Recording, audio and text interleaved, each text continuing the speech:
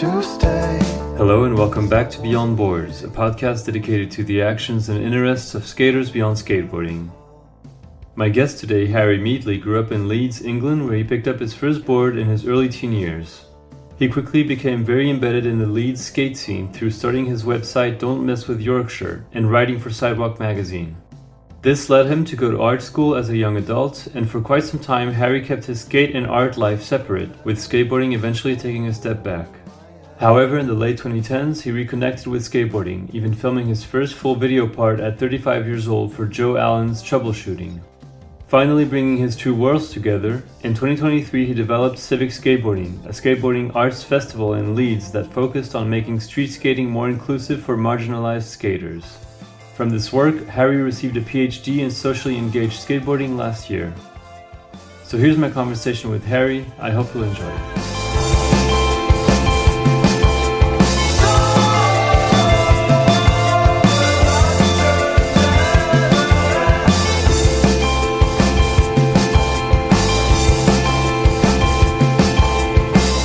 All right, let's do this very first one.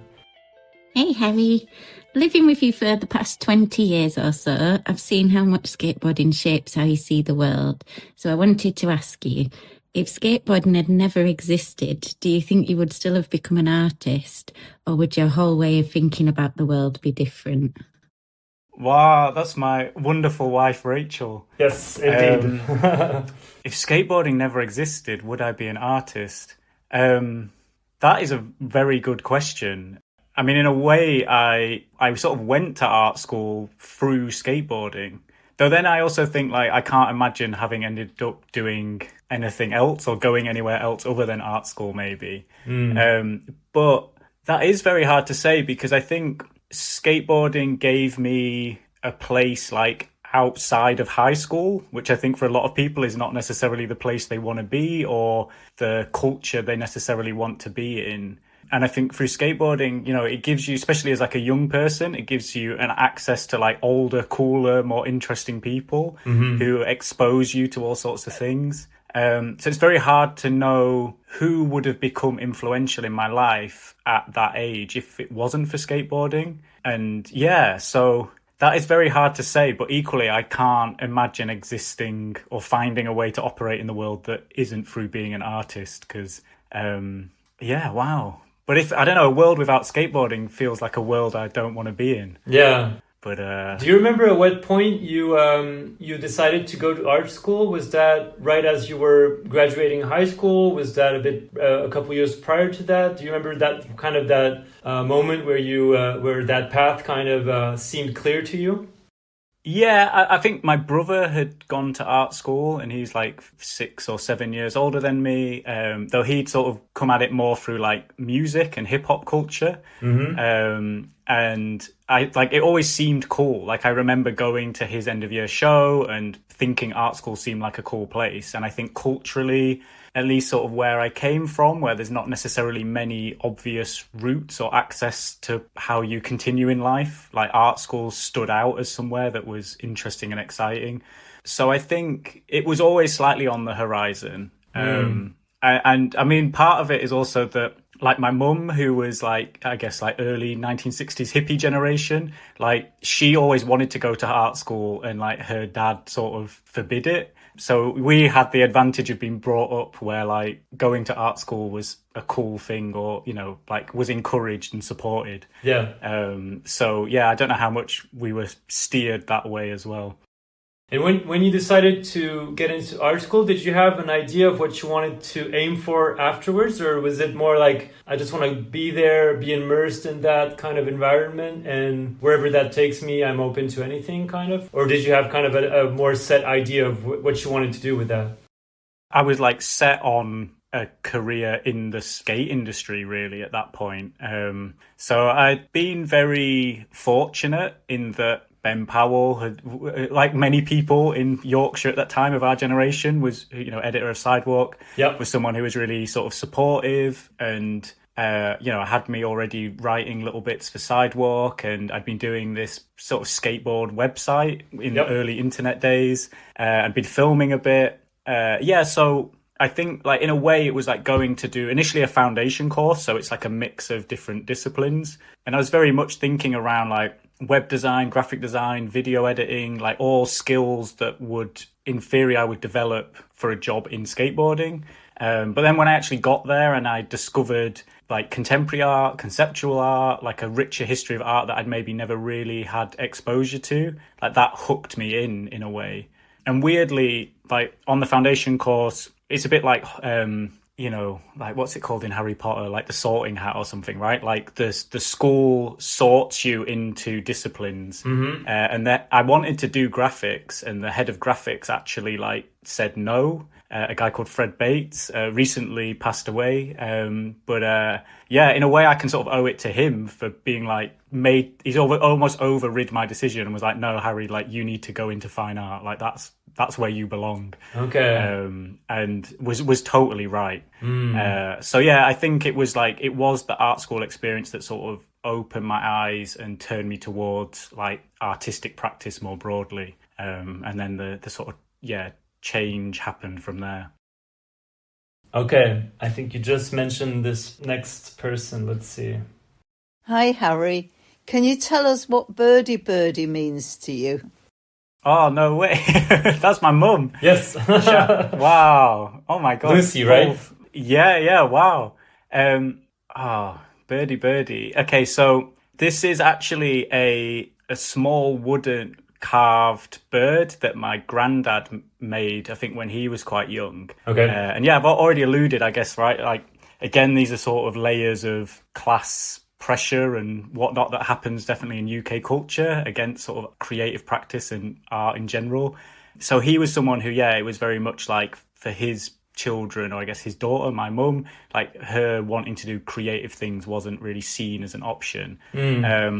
But interestingly, through his entire life, right, he always kept this small carved wooden bird that he'd made as a kid as like a really treasured item. And yeah, now like I'm in possession of it and we have it in our home. And it's like, obviously it's a sort of nice memento of my grandfather, who in lots of ways was a totally amazing person. But it sort of tells you that thing, which I think is true for most people, right? That there's always this like, I don't know, whisper inside you that has this like desire to be creative or to make things, and that these things can be meaningful. And so, it's like, for me, it's like that reminder that there's these things in all of us, right? Like, even if our mindset around society, whatever, especially as it relates to art, which can be quite a contentious thing for a lot of people, but actually deep down, I think in everyone, there's always that spirit there in a way. So I think it's like a nice physical object that encapsulates that sort of childlike creativity in everyone. Your mom also asked, this is a completely different question as well, but I thought it was interesting. I would like you to answer that one as well. She said, how did you find your experience of interviewing artists for your podcast series? And so I saw that you had done that. I don't remember how long ago that was, but could you tell us a little bit about that project? So you were like sitting with people on a bench, right? Was it always at the same spot, or was it on different various places, or?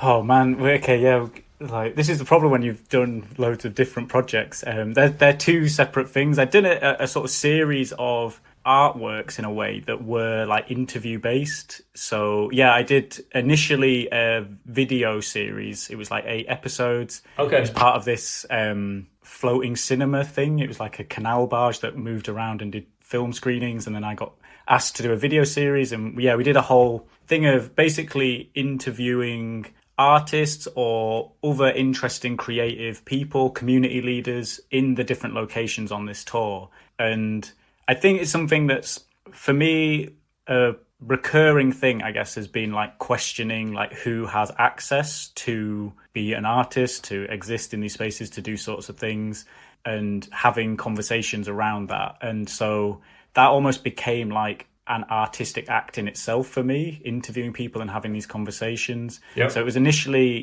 developed as a video series, and then after that for about just under 2 years. I did it as like a sort of audio podcast. So I have a lot of admiration and sympathy with yourself and everyone else who does podcasts, because I know how hard it is and a lot of what it takes to put it together. And yeah, for me, I couldn't like sustain it after 50 episodes. That's already quite a bit. Like in 2 years, you said you did 50?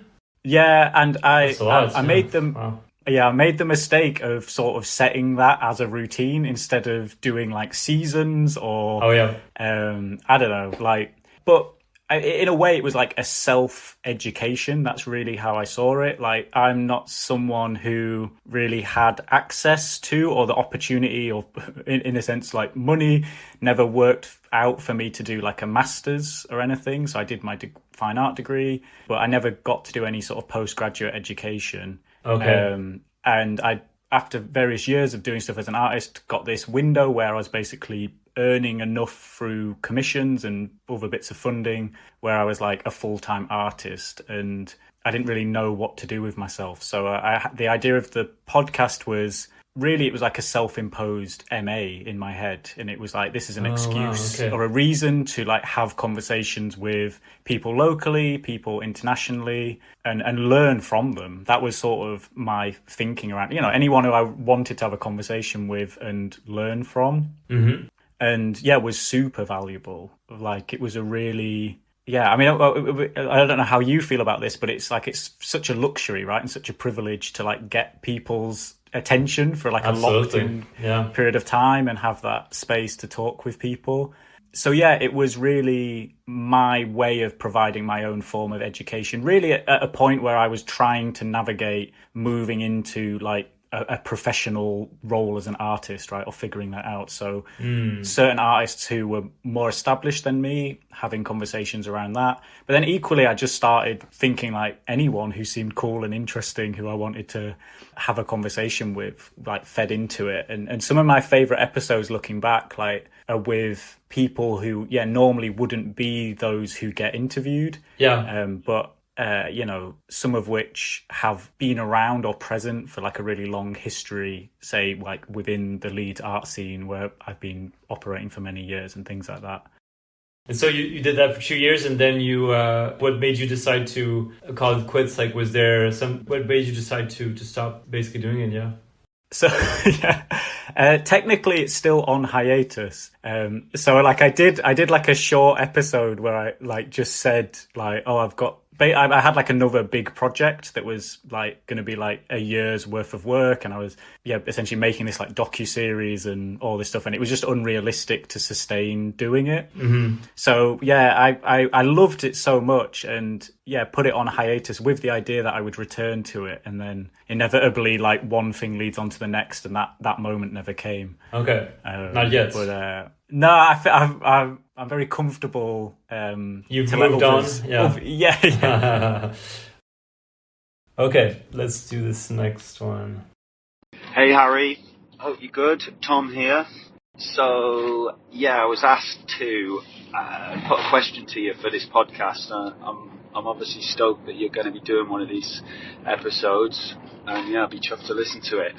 But so I was asked to come up with a question, and it's more of a request for you to share some memories and to talk a little bit about that time in your life when you, Mike Wright, Lucian Clark, who else was there? There's a guy with curly hair from Blackpool, I remember, Ollie Tyreman, and I'm sure some other sort of 15 to 17-year-old rippers started to kind of come together and travel around the country, hang out together, film together, and just basically make an impact, really. I think as an older skater, I don't know, I must have been in my mid-20s, it was definitely exciting to witness a crew of you that had come from all over the place, probably kind of becoming a friendship group and a little skate crew via, it must have been like MSN or maybe even forums and things like that at the time.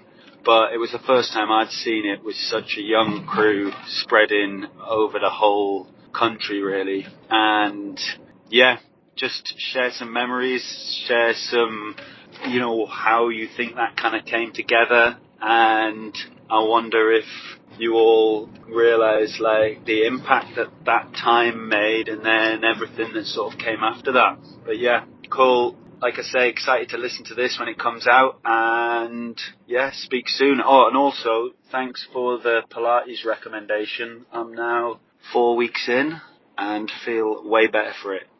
See you soon, mate. Bye. Wow. Yeah, Tom Brown, incredible UK skater and co-owner of Welcome Skate Store. Right. And yeah, I went to Pilates this morning. So Oh, nice. Okay. yeah, I'm a total Pilates princess these days. I mean, one thing to say is how much I actually owe to Tom. He maybe won't necessarily see it this way, but for me, when I was, I mean, I don't know how old, like 13, 14, and like first really getting into skating, the park, like Potter Newton Park in Leeds, where I grew up, had a pretty not so great skate park randomly put in, which was quite a privilege because I was one of about 4 people that lived locally who skated. But it was one day he was randomly skating in the skate park because he was actually working in a community centre just off Chapeltown Road, a quite sort of, underserved community. And I think was just skating in the skate park like after work or on his lunch break. And I met him then. And really sort of through him, I think actually a lot of the introductions or the encouragement to integrate more into like the proper skate scene happened. So I do owe so much to Tom for not just that, but like, yeah, it's nice to acknowledge. I think he was really like a first welcoming into the skate community. And then, yeah, couldn't have been from a nicer person really. And I mean, to that extent though, I think when he said about MSN and like, yeah, the fact we had the internet is really interesting to think about. So, I mean, to explain that, like I ended up sort of incredibly in the middle of a sort of generation of young UK skaters. I mean, he mentioned quite a few of them. The one he didn't name was the nickname Dark Slider from Blackpool. But, now obviously Lucian's gone on to do amazing things. Like Mike Wright is this legendary figure. And yeah, I had the amazing luck of just being in the same generation as them and nowhere near as good at skating, but, managed to get a weird little digi-cam thing. And I started getting odd clips and I made this website and I guess fulfilled this like junior skate media role for that generation in a way. But now I look back, I think like the internet was coming in and yeah, I made this website called Don't Mess with Yorkshire and there were these sort of scene websites and for a lot of skaters so this would have been like the early 2000s, it was still limited, but there was a little bit more access to skaters, I guess before they had ended up in Sidewalk magazine, before they had photographs and coverage. But I don't know how much there was like, I mean, this is pre-social media, so it wasn't as straightforward in terms of that's how you met people and built those friendships. I think in a way it was still the old method, right? Like you ended up just happening to meet someone or skate with them maybe with like someone like Lucian and like Ollie Timon, like they were so good that they were already getting brought up to West Yorkshire because that was where Ben Powell was based. So I was very privileged to start skating in a region that at that time was the sort of centre of UK skateboarding, or at least the centre that everyone had to pass through because of Ben Powell. And yeah, it's like, I think in a weird way, we sort of did know it was special at the time. I know a lot of people maybe think that you look back and realise, but I think at the time, I mean, Mike Wright in particular was like sort of super famous. And it was, that was something that almost had to be navigated and figured out, and people were aware of that. And but we were equally just a bunch of kids who didn't really know what was going on. Everyone just wanted to skate all the time. Right. But yeah, it's really lovely to hear Tom's perspective that felt like a sort of new thing that was happening. Yeah, new generation coming up. The generations prior to that, because they, the skate website was so new, and equally I was someone that contributed into that. And I think even then, or maybe not immediately, but a few years in, it was like there was this awareness, right, that this was going to change, especially like print magazines and media and how things operate. And yeah, I look back, like the website I did I think like it got like thousands and thousands and thousands of views. Like it's crazy because it was like that and like 4 other websites. Yeah. It was able to be sort of maybe more impactful than it would have otherwise been. Yeah. But wow, yeah. Shout out Tom Brown though.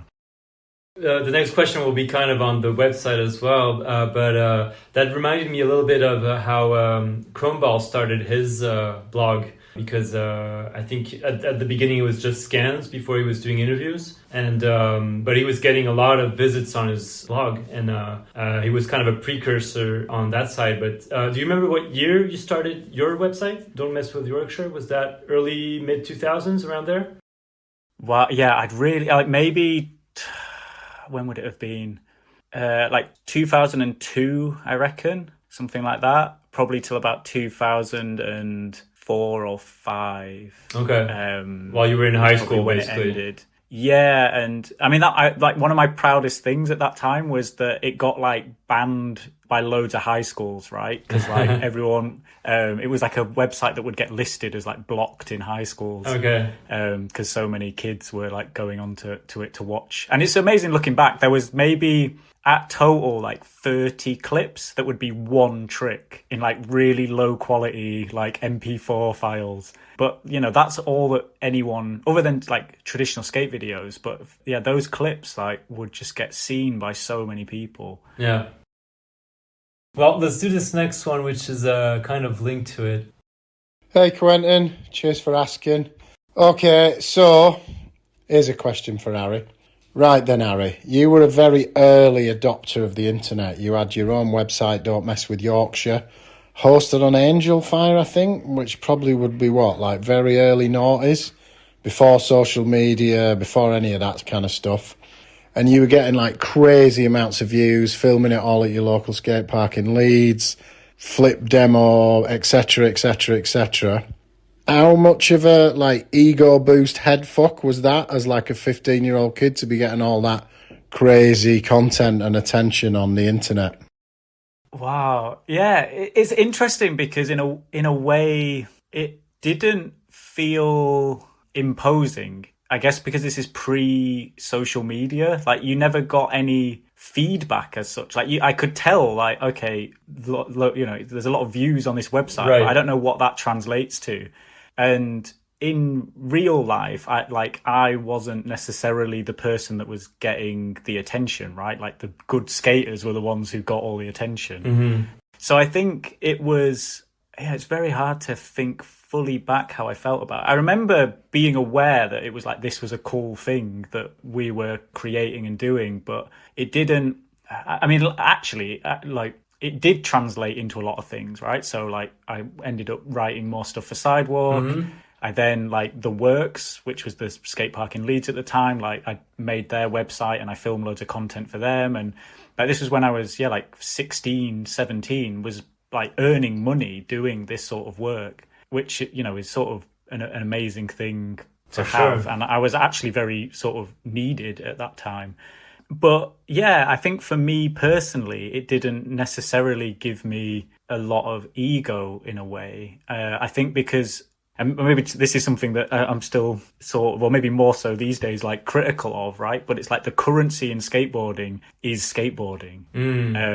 And so I think because I was surrounded by so many amazing skaters who were getting lots of attention, lots of things, like I was very happy to be part of that and to sort of support that.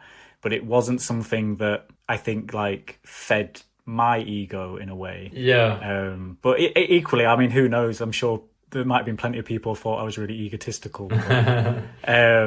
It's I don't know. I think it's sort of like an act of service. I think is even like at that young age, it felt like that. It felt like I'm like helping people in supporting them, which sure. I think like is something I've always been keen to do. Mm-hmm. But yeah, I mean, oh my God, like Ben Powell, like these people, like it's amazing how much impact and significance they can have on your lives. Yeah. And like, yeah, Ben, you know, such a, like owe so much to him and created, like, I look back and I think it's crazy, like as like a, you know, however old kid, you know, like the opportunities and access and things that he sort of offered and provided for me was incredible. And yeah, such like I mean, it's a bit of a lame term, but like a role model, you know, like sure. in UK skateboarding, which like is not necessarily full of the best role models. Wow.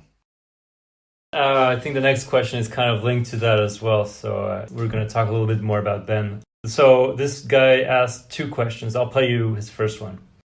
Hey Harry, glad that you finally made an appearance on Beyond Boards. Got 2 questions for you. First one, a few years ago, in response to me wearing some white jeans, you said, quote, trousers are a young man's game, which I found very funny. But in hindsight, I've come to realise this might be a line lifted from Ben Powell. And even if it isn't, it sounds very much like something Ben would say. So to that point, whether it was Ben's writing through Sidewalk, his general way of speaking in conversation, or how he'd communicate on the microphone at events, how influential was Ben's literal voice either to yourself as a very intelligent skateboarder that you are? I feel like his way with language probably resonated with you. Or could you speak on how that had an effect on like your generation of lead skaters more broadly, Ben being such a UK figurehead and being very close by locally also? Oh, wow. Okay, I'll address the trouser situation first. So yeah, I mean, yeah, Farran's talking about why. Oh man, I could say so much about how much I love Farran. He knows how I feel. He feels the same way. I actually spoke on the phone with him for like an hour a couple of weeks ago, and he was just couldn't say enough positive things about you, basically. Yeah, he's a sweetheart. So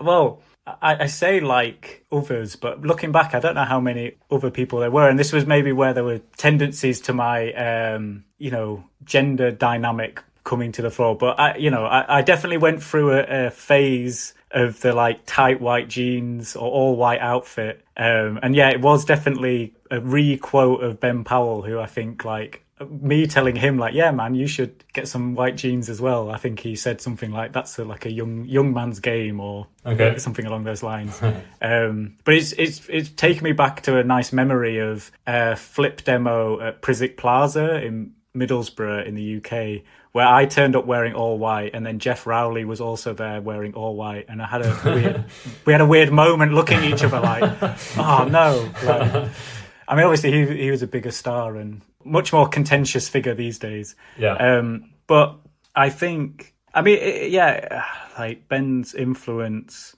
I mean, there's his I think a lot of people in the UK and even beyond, right, like know the influence he had, but the specificness of the fact that he lived in Wakefield and stayed in Wakefield, you know, that re-centered UK skateboarding, especially in that era, like in the early 2000s.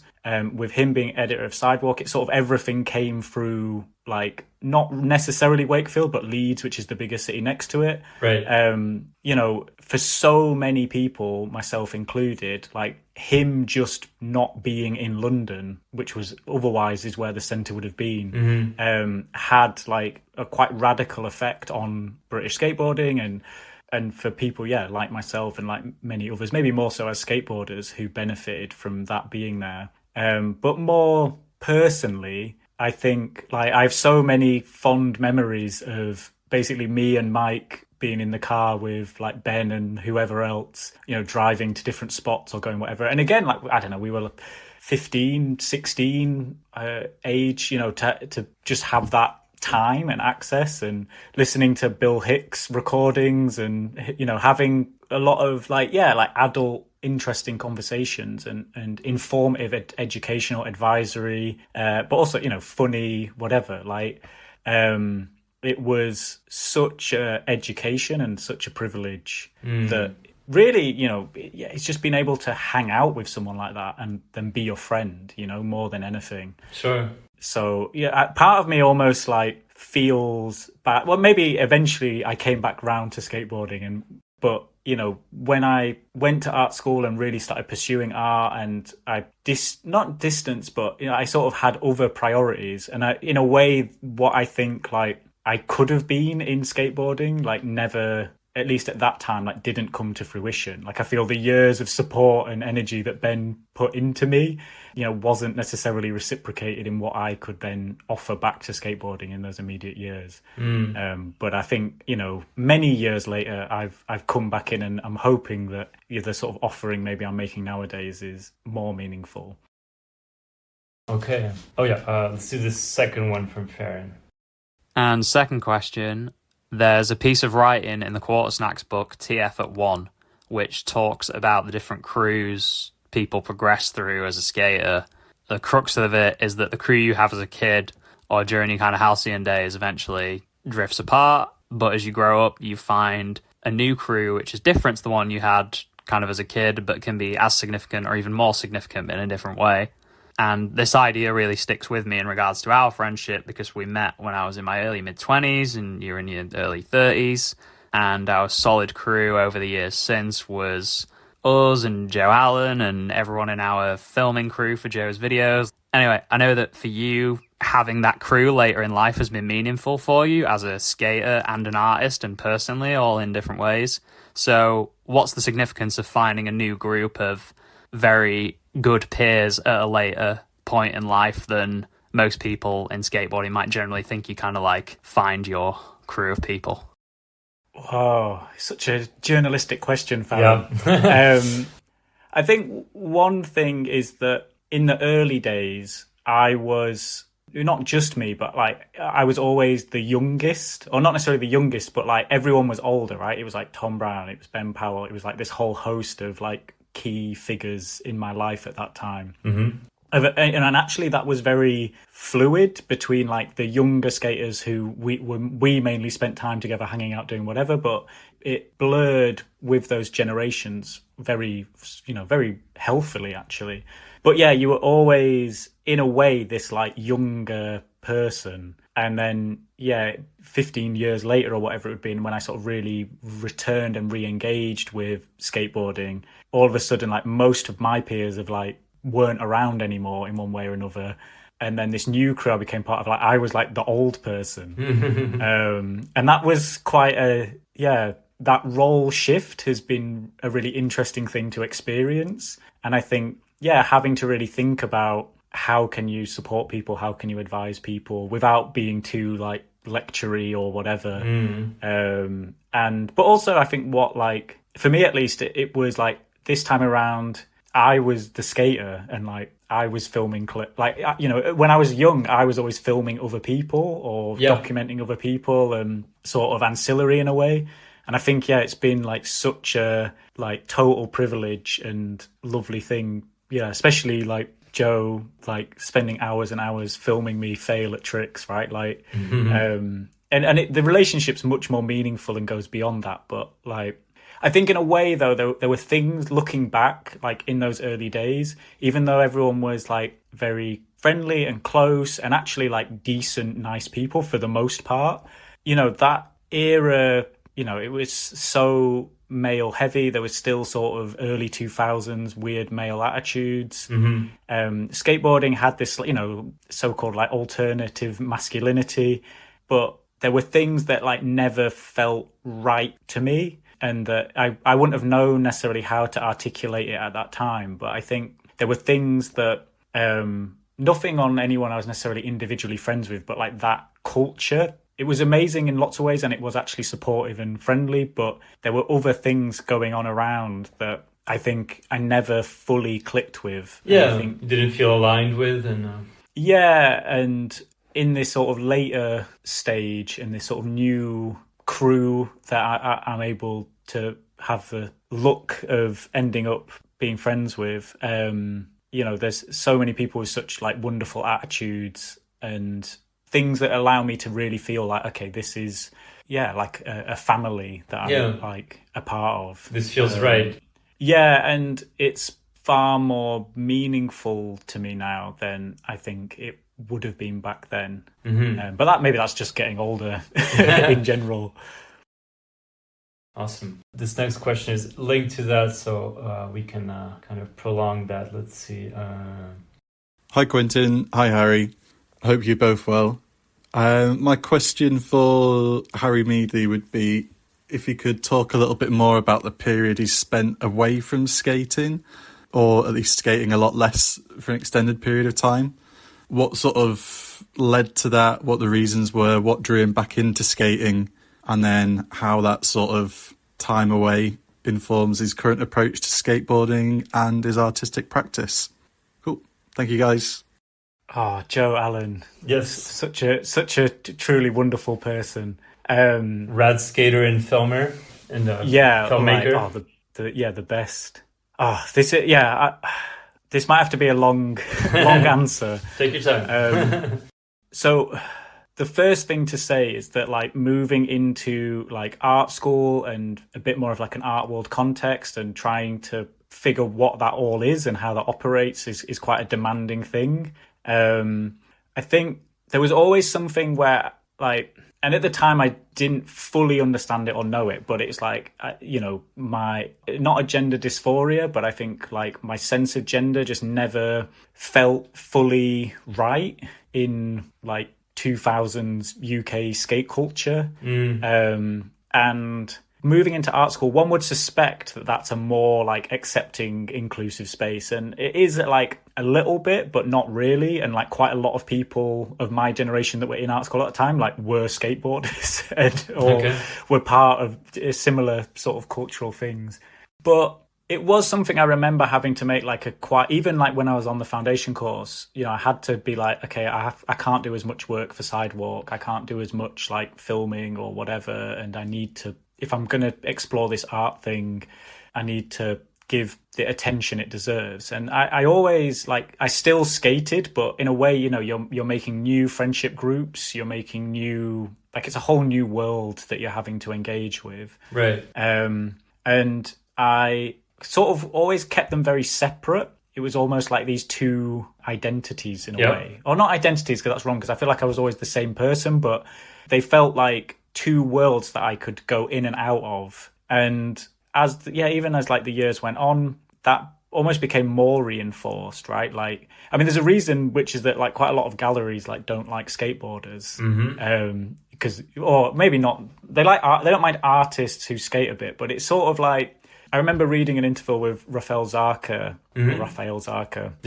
and who said a sort of similar thing, right? Like, I can see that you don't want to be defined by skateboarding when you're trying to like figure out who you are as an artist in a way. So just like bit by bit, these things gradually shift. And I mean, ultimately, I moved down to London, and that sort of takes you away from your immediate sort of skate scene and skate crew. And when I was down there, I would sort of be skating sort of on my own a bit more. And also like living in London, you just have to work so much to survive. And I was trying to do whatever I could artistically. So sort of skating became harder and harder to fit in. Yeah. And then after a few years there, I actually moved back up to Leeds.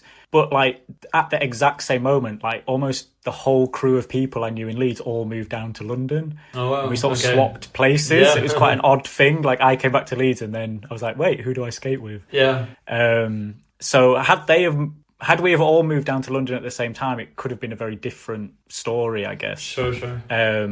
But yeah, you just get ambitious, right? And like I have like a tendency to overwork. Especially if you're sort of very invested in a particular project or whatever you're doing. And I was just being like a crazy person in my like early 20s and mid 20s, working far too much to try and exist and succeed as an artist. And skating just became this thing that I would fit in every now and again when I could, but I just had like higher priorities. Yeah. I mean, you mentioned about it was called On the Bench, the work where I was interviewing, like, filming these interviews, talking to people sitting on benches. But like when I was doing that commission, I was teaching a bit at that time, but I had like 6 months without a single day off, like just working non-stop. Yeah. And, so at that point, it's like, how can I skate? Right? Like, and weirdly, it was the end of that period where I just overworked myself and essentially got hospitalized with exhaustion. And it was sort of in that bit of figuring it, like trying to recover from overworking so much, that it really felt like, what am I don't know, it gives you time to really question these things, and you start asking these questions of like, what is it that I want to be doing? And it always felt like I'd had to sacrifice skateboarding, and not having necessarily like the social structure around it to really support that as well. So it was in that period that it made me think like, okay, yeah, I really want to focus on getting back into skating. And then when I did that, it was sort of amazing that, yeah, like skateboarding had changed and transformed. And particularly in Leeds at that time, there was like a whole new host of female skaters, and just, yeah, a different culture was growing that felt like I could be okay. I don't know how to say it. Yeah, or not fit in, but feel like it's... I guess as I'd gone on, right, like especially going to art school, right, like you learn to be critical, you learn to be and analyze culture and think through things in these ways. And I think in that period of time, I'd sort of continued to see more and more of like the problems that were existing within skateboarding and skate culture that early on I sort of intrinsically knew they were there, but didn't quite understand. And as I'd got older and all these things, and looking back at that time, you would start to, yeah, I don't know. I think I had a complex relationship to skateboarding, but I was incredibly fortunate that when I had this moment of really thinking like, I need to chill out, like I need to actually have breaks, and I need to have something else in my life than just like working. Yeah. Obviously I had a wonderful wife and a wonderful life at home that supported me, but this need to skate was always there. And yeah, when I started re-engaging with that, it was like just this different community and this different feel that I was then incredibly excited about. And yeah, you know, met people like Farran and like Joe, and I mean, yeah, Minnie, I think, was someone who stood out as a really sort of shining light in the Leeds skate scene that I think signaled to me like, this is a space that I want to be a part of. Yeah. And then I think skateboard culture more broadly was just starting to shift, right? This was like 2017, 18, 19. Yeah, so like around that. Like it was a bit of a gradual process, obviously, like one easing back into like the physical act of skating. Yeah.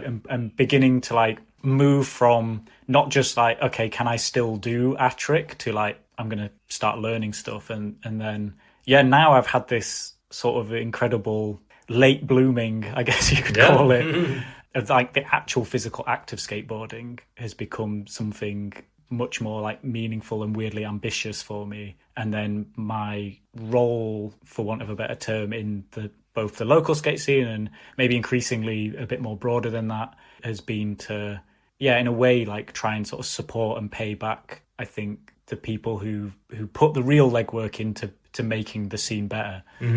But yeah, I mean, I guess Joe asked about what I was doing in the time away, but how long did you spend like really not skating at all, or was there ever a point where you completely stopped skating, or would you occasionally step back on your board, or what was that time like for you, skating wise? I think, yeah, probably the only like that 6-month period when I was just like working like crazy on this big commission. I literally didn't have like a day off.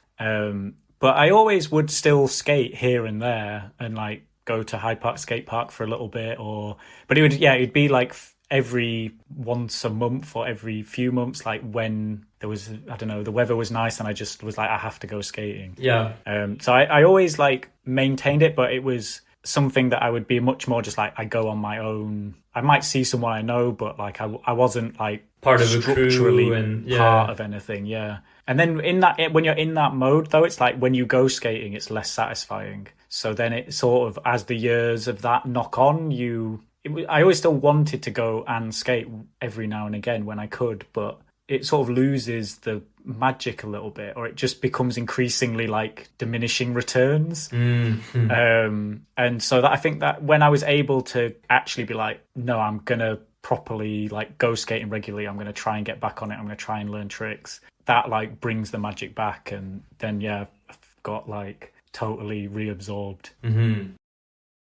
All right, let's do this next one. So we're going to change topics a little bit.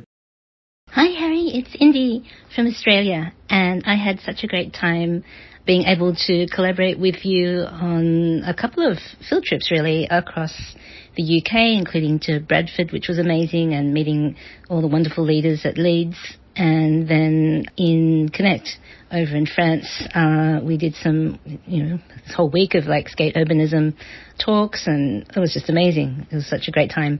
So I'm actually wondering, if you were to run another event at Leeds, who would be the most funniest person that you would invite? So somebody that makes everybody cheer up and laugh and have a good time.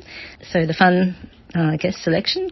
And who would be the total mind-blowing person that comes up with the most extreme idea for skateboarding? So the innovator. So we've got the fun guest, the innovator guest, that would just have something about skateboarding that's just really, really just so next level that everybody's jaw drops. I would like a guest like that at next event that you might curate. And the last one would be, who would be the guest that would be the most caring and make everybody feel nice and comfy, and just their work and their disposition and everything would just create a really nice, skate and care environment. So those are my questions for you, Harry. And thank you so much again, Quentin, for inviting me to ask Harry these questions. And I had such a great time meeting you twice in Paris as well, and I miss everybody. Okay, bye. Dr. Indigo Willing. The answer to all three of those questions is Indy, right? Like, she's the funniest person with the most sort of interesting critical thought, and also the most caring person. But I know she won't be satisfied with that answer. In terms of the fun person, I think the fun person is actually who I had the real honour of inviting to be on the panel at the Skate Nottingham, like Skateboarding the City Free event last September, which was Lindsay Holmes. She's like such a total delight and wonderful speaker and wonderful person, very entertaining, but also I think, has really fascinating, interesting, critical things to say. The person who I would maybe invite with an extra interesting perspective on things would probably, there's a lot of people, but who comes to mind at least would be Lee Dubin, who gave, I've only seen from afar, admired from afar, a paper at the Stoke Sessions in San Diego recently, and then also presented at Slow Impact, who's done really, really amazing, interesting work in this terminology of like non-binary space. I think I've luckily had the chance to have like a nice like Zoom conversation with them. I think they've got really valuable, interesting takes and viewpoints on things that slots into skate urbanism and that type of thinking in a way that's like very needed, and thinking about spaces, particularly not just explicit to gender, but like how we treat spaces to, I guess, ultimately to be sort of shared as best as possible in broadly ways. And then the most caring person, I really struggle to think of anyone other than Indy, because I just feel like Indy cares for everyone, but she can have a break from that responsibility, which I'm sure is not straightforward. Who would be a very caring person? The answer is, I think, the person who equally feels at the minute is very much caring for me and makes me feel very calm and looked after, which would be Dr. Esther Sayers. Who I would invite to be, all of these people I would invite to be part of anything that I possibly had the opportunity for. But I am actually, fingers crossed, going to be doing a small thing in Leeds early next year. Cool. So yeah, it's a bit more niche, but in a way, all three of those people I would love to be able to invite to be part of it, but I don't think I'll necessarily have four, including Indy. Might not have the budgets to do so, but yeah, that would be my initial pick. But there's I feel like there's others. Of course, no, that's just who comes to mind right now. But obviously, there's plenty of people that would be rad to see in these settings. I actually have. Okay. Well, I'm just gonna shut up and play you this next one. You'll understand. Hey, Harry. This is Lee. What I would love to know is, across all of the events that you've put on for art and skateboarding. I'm sure there are things that you planned to have happen or hoped would happen, but I'm curious if there's anything that's happened or any outcomes from these events that you didn't expect but delighted you. Can't wait to hear your episode and see you soon in London. Oh, what has delighted me? Yeah, that's a very generous question, because I feel normally I'm always getting fixated on the things that wound me up about various skate events and things like that.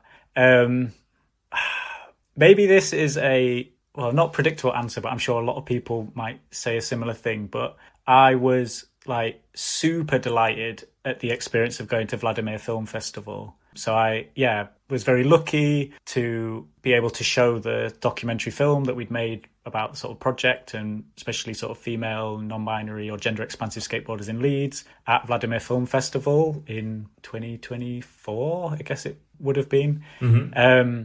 And, I knew through Joe and Farran and a few other people who'd been there, and obviously they'd been raving about it, and, you go, oh, that's a shame I didn't go there.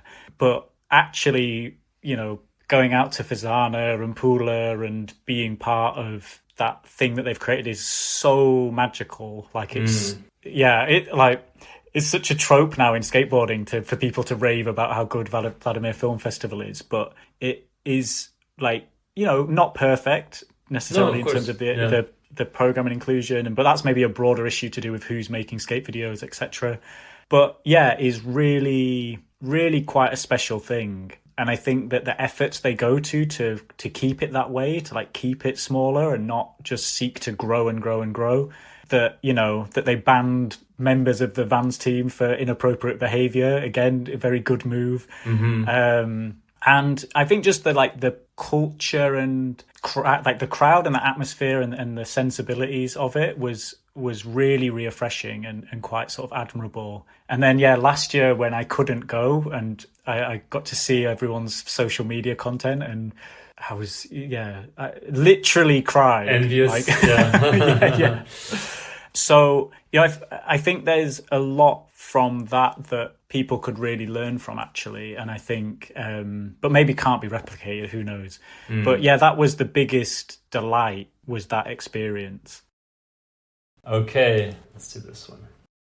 Hey up, Harry. I've got a couple of questions for you. So my first one is, you've done some amazing work, particularly with Street Skate Together, supporting the female and minority gender skate community, and you've really helped improve confidence and safe access to skating in the streets. It's quite unusual to see female minority gender activism being led by a male, and it's been so sick to experience and benefit from it, so thank you so much. You've really opened up so many parts of the city that I'd have never dared to skate before. And what I'd like to know is, what's driven you to centre your practice around supporting us women and minority gender skaters? Maybe you can pause it here. We can do this first one. Oh, well. Laura Long, yes. My co-conspirator on the current Beckett Park skate park redevelopment plan. That's what I heard, yes. Yeah, totally, amazing. And again, in the category that one could only dream of ever being cool enough to be in, which is a skate mum. It's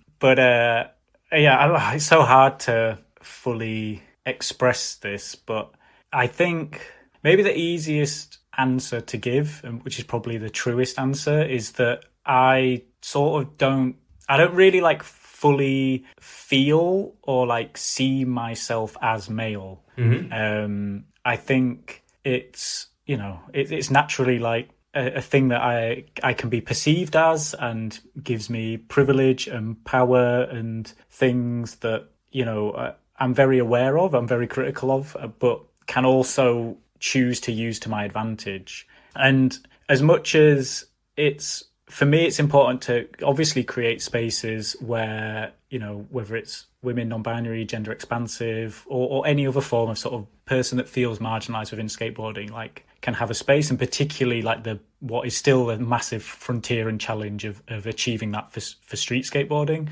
I think it's I also feel like I need those spaces in a way.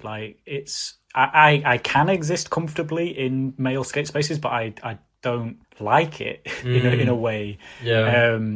I know it's sort of wrong and not right, and I have a motivation to change it. Like that's partly from I don't think it is selfish, but I think from a personal perspective. Yeah.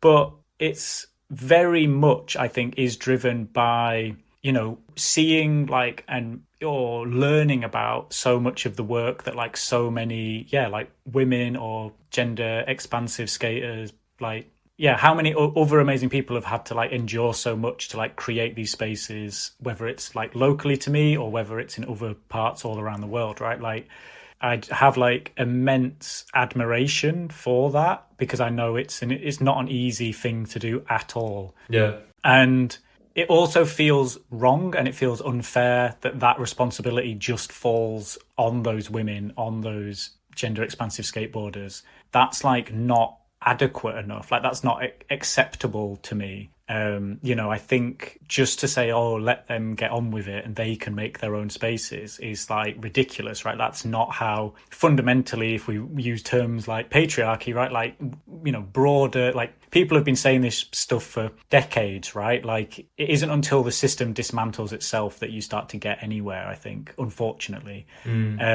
So it just felt harder and harder for me to exist with like so much privilege in so many of these spaces and not do anything to help and support. And I mean, I think like more specifically, you know, I was fortunate enough to get a commission to develop a project around street skateboarding and inclusivity in Leeds, and that albeit a little bit financially supported me to put the time and effort in that's necessary to really start trying to do that work in like a meaningful and proper way.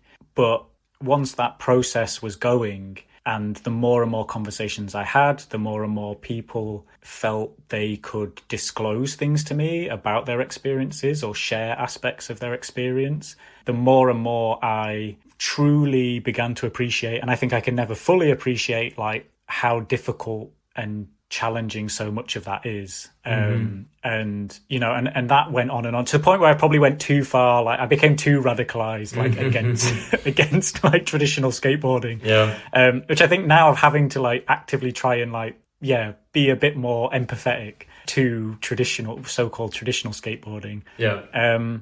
But I think it's something that's I can sort of happily say like is my like life's work now, really. It feels like, you know, it would be a lot to say, and there's not the time to say it in terms of how my career and position as an artist evolved over time. But, you know, I was always, I think, searching for like, how do I use this thing of being an artist to do good in the world and to help, to be useful. And in the art world itself, I never really found that. It never really clicked into place. And then when actually, I sort of reconnected, for want of a better word, with skateboarding, it very quickly became apparent to me that like all this stuff that I'd been doing my whole life, like as an artist, it had a use within skateboarding in this quite specific way. So it's rooted in a very like personal experience. And I think difficulties and challenges that I've had around my own sense of identity and how that relates to skateboarding, but then ultimately how like that identity or that sense of self like has found use within skateboarding. But equally, I'm very conscious, like, yes, it's cool, and I think we need more perceivably male, ideally, you know, more prominent males in skateboarding than myself who can support in different ways, and that is definitely out there and getting better. But you know, it's not important to be leading these things. I think it's just supporting them. So you know, at least on a local level, I've very much been careful not to try and be like the leader of stuff. But sometimes you need that person with that degree of privilege or that resource or availability or time or whatever often that is afforded to some people and not to others to try and like get the momentum going. Yes, exactly. So yeah, but you know, I mean, Laura's like a great example of that, right? Like she's totally like a leader now, and I'm very happy to follow her. Oh yeah, I had a quick second question from her. Let's see. My second question is, as attitudes to skateboarders and the city evolve, how do you see skateboarding and its relationship with the city will look in 20 years' time? 20 years' time? Yeah. Wow. I mean, maybe the hoverboard dream will become a reality. But, no, I think like we need the tactility of surface and of grinding stone, which is ultimately at least from my experience working within Leeds, like that's the thing that's the be all and end all to any attempt to get permissive skate spaces, right? Is that like they don't like wax on stone ledges.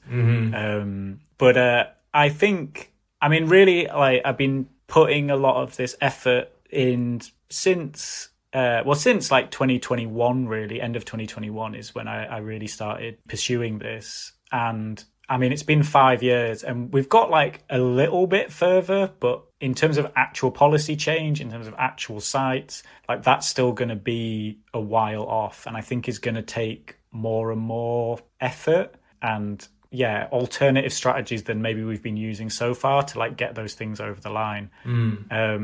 So, I mean, in 20 years' time, it sadly may not be radically too different. However, I actually am confident we will make quite a lot of progress. But I think that progress has to come hand in hand, like with progress internally within skateboarding. I think this is the thing that, you know, the more skateboarding can resolve its own issues around participation, around inclusion, around who it feels like they can be a skateboarder, that ultimately I think the more we'll be able to benefit skateboarding having a more, for want of a better word, safe place, right, within public space, within society, within the city. Yeah. Which I think is ultimately all that anyone really wants. Of course, you know? Yeah, for sure. So, yeah, it may not be too different. I think the one worry is that it like goes backwards, and I think that's something that is going to become a more serious conversation we need to have within skateboarding, which is like the rise of the far right, the rise of fascism, and how that relates to the like governing of public space, and particularly something like skateboarding, which yes has had an amazing shift in recent years to become more inclusive and expansive, but that won't be of benefit under fascism. So, you know, we have council elections coming up locally. On a positive, like the Green Party, who want wealth taxes and lots of positive social change, are becoming more successful. But equally, like in the UK, we have this Reform Party, which is just like the MAGA, whatever, you know, right-wing fascist party, and they're going to get a bunch of councillors. So how do I have conversations and work potentially with councillors with that political persuasion is going to be a really serious challenge moving forwards. And I think it's something we need to start preparing for, actually. In the UK at the minute, it's sort of 50-50, whether we go like super fascist or we go super socialist. Who knows what will actually happen? But I mean, the trend internationally is like moving towards fascism. Yeah. And I would like to hope that, you know, the true spirit of skateboarding is actually anti-fascist. But how and in what way does that translate to like the real world? We'll have to wait and see. Yeah, these things are definitely on my mind. So yeah, 20 years ahead, who knows? But I think we've got the next like 5 to 10 years to really focus on now. Well, we're going to keep on that topic kind of, let's see. Hey, Quentin.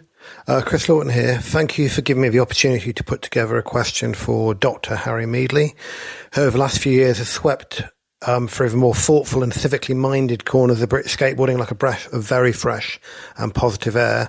I'm stoked and privileged to have known him and to be able to hang out with him in London, Nottingham and Bordeaux. So the intro to my question. My understanding of Harry's amazing work with particularly the Civic Skateboarding Initiative in Leeds in 2023, which aimed to develop like a better relationship between skaters and the civic ecosystem, particularly, and I think this is super interesting, around outcomes like safety, co-protection, mutual protection, and the idea of trust. Doing this by centering the needs of women and minority genders first, and really centering the barriers experienced by women and minority genders, which I feel achieve two things, and potentially two additional outcomes. It made inclusivity and representation a primary objective rather than kind of an important but secondary consideration that we see in a lot of skate festivals, including those I've been involved in myself. Magazines, representation is increasing, but it's often increasing as a, darn, we better do this, rather than a fundamental primary objective of the project. But by doing this, by centering the needs of women and minority genders first, I wonder whether it made the final outcome better for everyone, including for so-called normative male cisgendered and able-bodied skaters. So I'm really interested to hear your thoughts or recommendations for other festivals and magazines, videos, etc., that are trying to do the right thing, inserting air quotes, but perhaps doing this after they've met the needs of the people that they tend to think of first, i.e. more normative skaters, and really kind of selling, should these folks need convincing, which they probably do, the benefit of thinking about more marginalised skaters first and foremost as the most effective way of achieving a multitude of aims. And in this, I'm thinking about initiatives like the 8 to 80 urban movement, which suggests that cities should design everything for 8-year-olds and for 80-year-olds, and in doing so ensures that the benefits for the widest range of people are most effectively unlocked. So if we're looking to achieve the most effective things possible, surely we should be centering the people who experience some of the greatest barriers. Thank you, dudes. Take care. Bye-bye. Oh, Chris Lawton. Obviously I bigged up Ben Powell earlier for his influence on UK skateboarding, but he's the modern day equivalent. Well, I'm Bella Worley as well. Oh, yeah. I think those two are like the mummy and daddy of UK skateboarding. But I think Chris's question is something that I really had to tangle with and think through and figure out, and that was in a sense the PhD that I did off sort of through this project, which was very much practice led, but these were some of the real critical questions. And I think the conclusion of that is this thing that, like, yes, he said normative skateboarding or traditional skateboarding, essentially sort of male-led core skate culture born out of mid-90s street skateboarding. They arguably don't need anything more, right? Like, those skateboarders and the culture that they've built around themselves, the things being, not permitted, skate spots being things you have to sort of negotiate and sneak into and get the clip and whatever, is part of that practice and of that culture. So do they need skate urbanism? Do they need permissive spaces? And in a way, I think some of the rejection towards efforts like ours and like many others that want that is actually to protect and conserve those spaces as exclusionary, right? Like as exclusive to those skaters. So I think there's so many different ways of looking at it, but part of it is like they've already got everything they need, and they have, skate magazines, skate videos, they've got the tours that come through that bring, other skaters that they admire, etc. So if, those of us that are now involved in, we might call social skateboarding, or these skate festivals, or this sort of broader, expansive version of skateboarding and skate culture that's been rapidly growing in recent years, like I think this is almost this question of like, we don't need to serve them. Like, they've been served and they're almost self-sufficient. But in terms of what they can benefit from these things is actually massive, right? Because yes, everyone likes the romanticism of dealing with security guards and homeless people or unhoused people or drug addicts, whatever, like this sort of horrible romanticization of, essentially like the lack of social support in society, right? Like, these are much bigger, broader concerns around skateboarding. And I think, in reality, that's very different to how people romanticize it. But, having a spot that you're allowed to skate in a city centre is still going to be of main benefit to core skateboarders, to traditional skateboarders, right? That we might be able to get a few more people feel like they can inhabit that space and inhabit that space, I think is an incredibly positive thing and something we should seek to achieve. But it's still the reality that the vast majority of people that are going to make use of permissive skate spots are core traditional skaters. And, you know, they, for the most part, like, they want that too secretly, in my opinion, right? Like, it's not, the reality of getting kicked out of a spot all the time is not actually that fun. If you're allowed to skate there, you can go there, you can have a social structure around it. And I think that self-sufficiency of traditional skateboarding is exactly why, you know, I understand it more in a UK context, like why councils are less interested in supporting skateboarders and street skateboarders, because what's the need, right? Like, they're already there, they're doing their thing, they've got skate parks, yes, they can damage stuff, whatever, but like, there's no argument for a civic necessity to support them. You know, they already have so much privilege, like, do they need more? Yeah. And so I think, like, the reality of the situation, which is that there's this vast majority of non-traditional skateboarders who don't occupy these spaces but would like to, or who don't have the entitlement or don't have the privilege to feel like they can make use of those spaces. It's like, that's a problem, that's a need. Like, that's something that you can explain as the role that a council or local municipality or whatever can have in developing communities, developing safer spaces, etc. And I think for me, one thing that became very apparent is that, yes, it can be specific to female or gender expansive skateboarders, but all the efforts and all the conversations that you're having with people in positions of power in councils, landowners, directors of institutions, etc., is like, it's not just about skateboarding. You know, to address these concerns have like broader benefits for lots of other people, because it's having that civic conversation about who has access and entitlement and use of and can be safe in various spaces.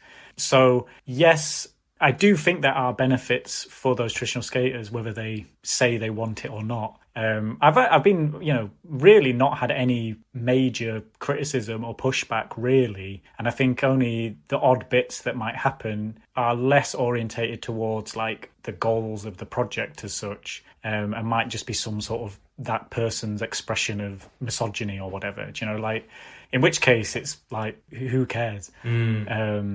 But I think this is a complex tension in terms of thinking about, like, more social skate festivals, these sorts of things that are happening, that you're centering non-traditional skateboarding or a sort of expanded version and understanding of skateboarding is what's going to make them cool. You know, people often refer back to this notion within skateboarding that it's like, it's cool, and its currency as coolness is part of what it actually is.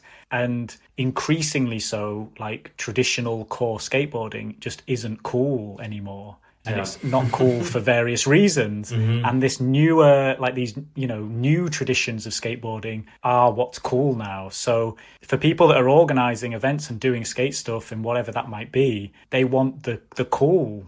And I mean, like, to me, you know, a really good indicator is, like, look at how many Nike SB colorways have been given to social skate projects in the last couple of years, or individuals associated with social skate projects. You know, like, there's a new crowd of cool people in skateboarding that is in contention with those traditional core skateboarders. And I think personally that tension is like a healthy thing, rather than it just being this sort of monoculture dominated thing of core skateboarding, which, like, arguably, like, hasn't really evolved or changed that much in like 20 years or whatever. So I'm going off on one here. I'm monologuing, like, but yeah, I think, I guess the final point to Chris's question is the core. To sum it up, like, those traditional skateboarders, they'll turn up to skate if you put a thing to skate anywhere. Regardless, like, of the context. Or, that, like, and if they don't turn up, then maybe that's actually a good thing for a lot of other people and gives them space as well. So they already have too much as it is, so we can not agonise too much about them. For sure.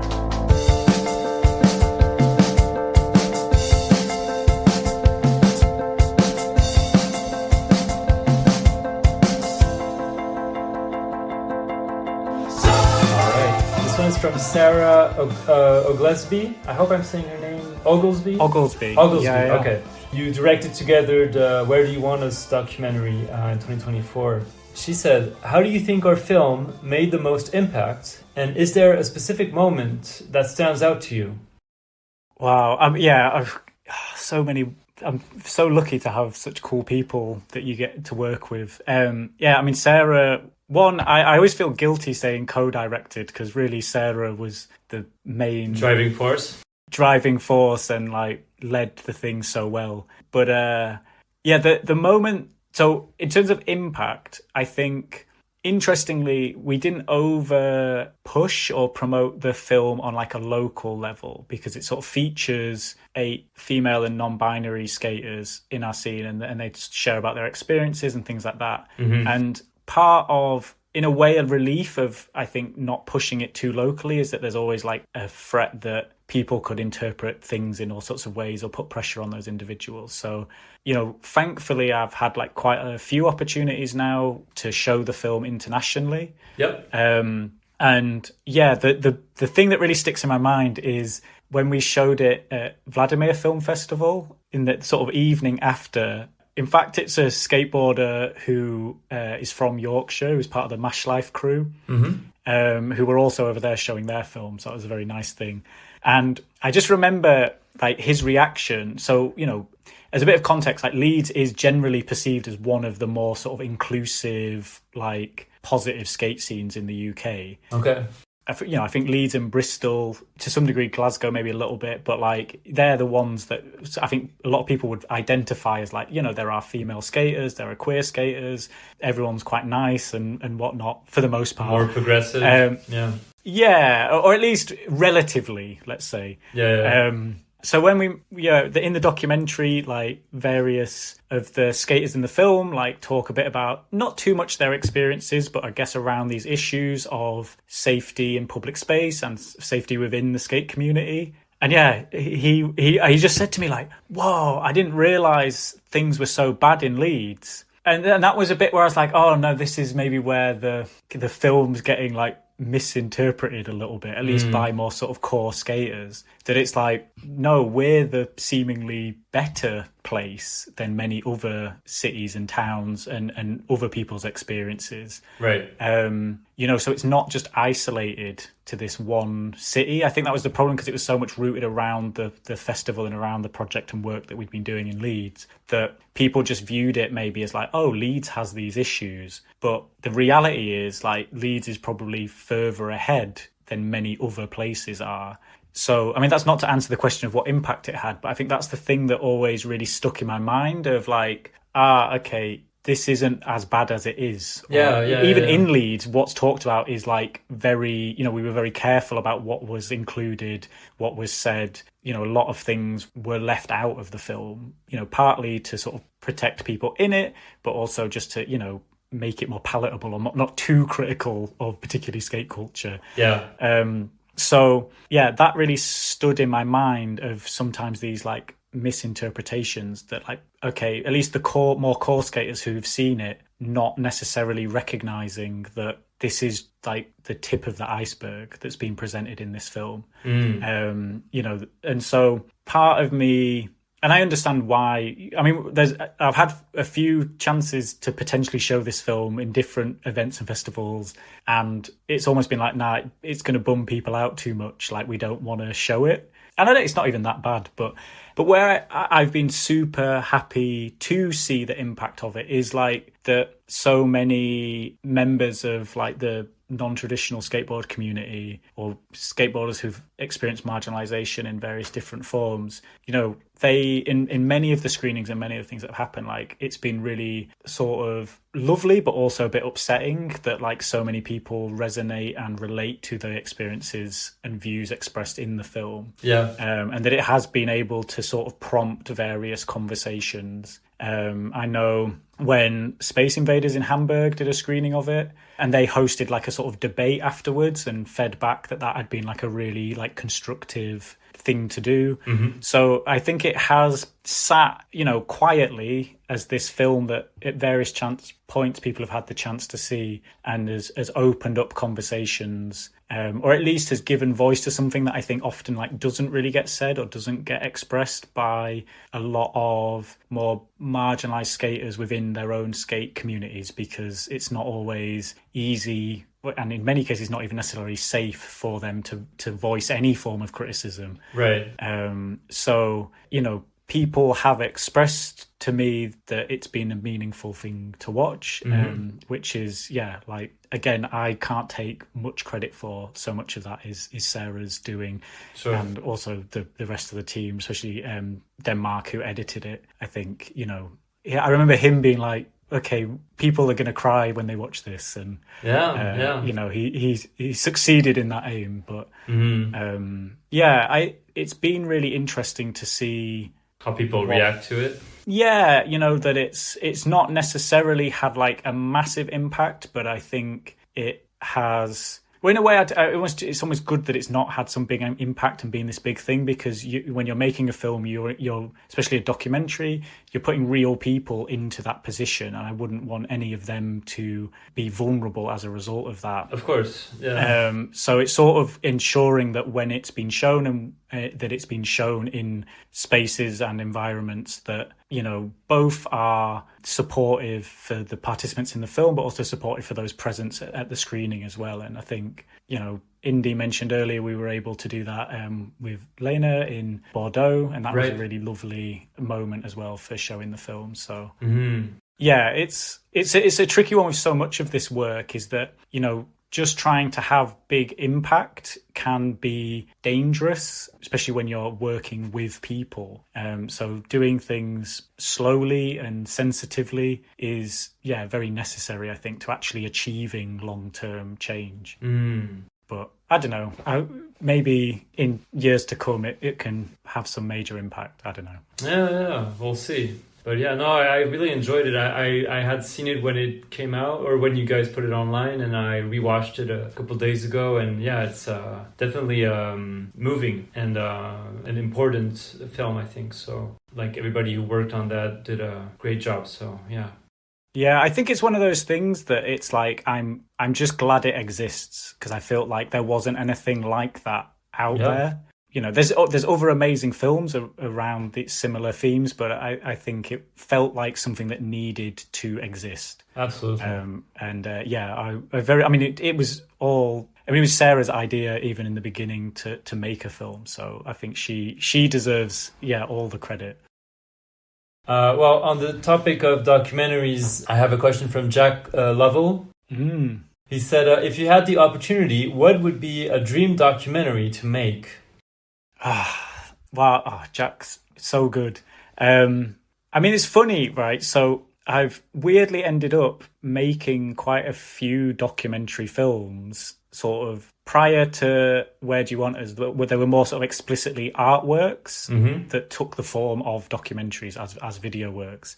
And then Where Do You Want Us, it sort of fell loosely within my artistic practice, but it is much more just its own thing. It's a documentary film, and it is much more modelled around that. And weirdly, I am not hugely focused on making documentaries. It's sort of a thing I have. I have a complex relationship to, because I can see how easily that filmmaking can alter narratives and can misrepresent and can manipulate, and so how you approach that and do that in a good way is a complex and challenging thing. For sure. And I think fundamentally, when you have a desire, I think it's almost you've got to have the right desire and the right intention from the very beginning. So it almost needs to come to you in a weird way, rather than you to just seek something out and construct it. So weirdly, in a way, the Where Do You Want Us film is almost like the ideal documentary that I would end up making, partly because it was really, I think Sarah was the one who was like, oh, there's a really interesting film to be made here, and the participants, like Jack included, in the film, I think were really invested in what we were trying to do, and you know, a lot of it was sort of co-created anyway, and you know, were very much, they consulted on so much of it. And I think for me that's actually how I would prefer to make something than me as an individual go like, this is the film I want to make and I'm going to put my time and energy into this. So yeah, I unfortunately don't really have like an answer. However, not that I would be the person to make it, but I really, really think that Natalie Porter's book, you know, Girl Gang Zines and Power Slides, a history of badass female skaters or women skateboarders, I really, really think that needs to be a film. Yeah. And actually almost like she as the, you know, Natalie as the protagonist. So I definitely am not the person to make that film. I wouldn't be able to do it justice, but I think that is something like that is what we really need in skateboarding. Like, that book is so incredible, so necessary, and unfortunately so much of that history is still missing, even from like recent and forthcoming publications. Yeah. Doing, you know, histories of skateboarding, etc. And yeah, if that was like a super well done documentary that could be shown at skate festivals and all that stuff, I think, yeah, that's what I'd want to see. Love that answer. Couldn't agree more. So yeah, if whoever wants to take that challenge kind of and create that film, please do it. That would be awesome. Yeah, shout out Amelia Brodka as well. Her exposure film, it's amazing. That's such a cool film, and amazing that she made that like seemingly just on her own. And you know, that's an early forerunner of something like what we'd be proposing. But you know, I think I'm conscious to say that nothing like that exists. But you know, there are great precedents. But I think we can, turning Natalie's book into like a full documentary film would be incredible. Yeah, absolutely. All right, we're gonna stay on the topic of film. Hey, Haz, it's me, G, your elder bro. My question for you is, I want to know what you think is the best and the worst depiction of skating in a movie. For example, the OG Ninja Turtles movie has some excellent little skateboarding moments, in my humble opinion. Yeah, cool.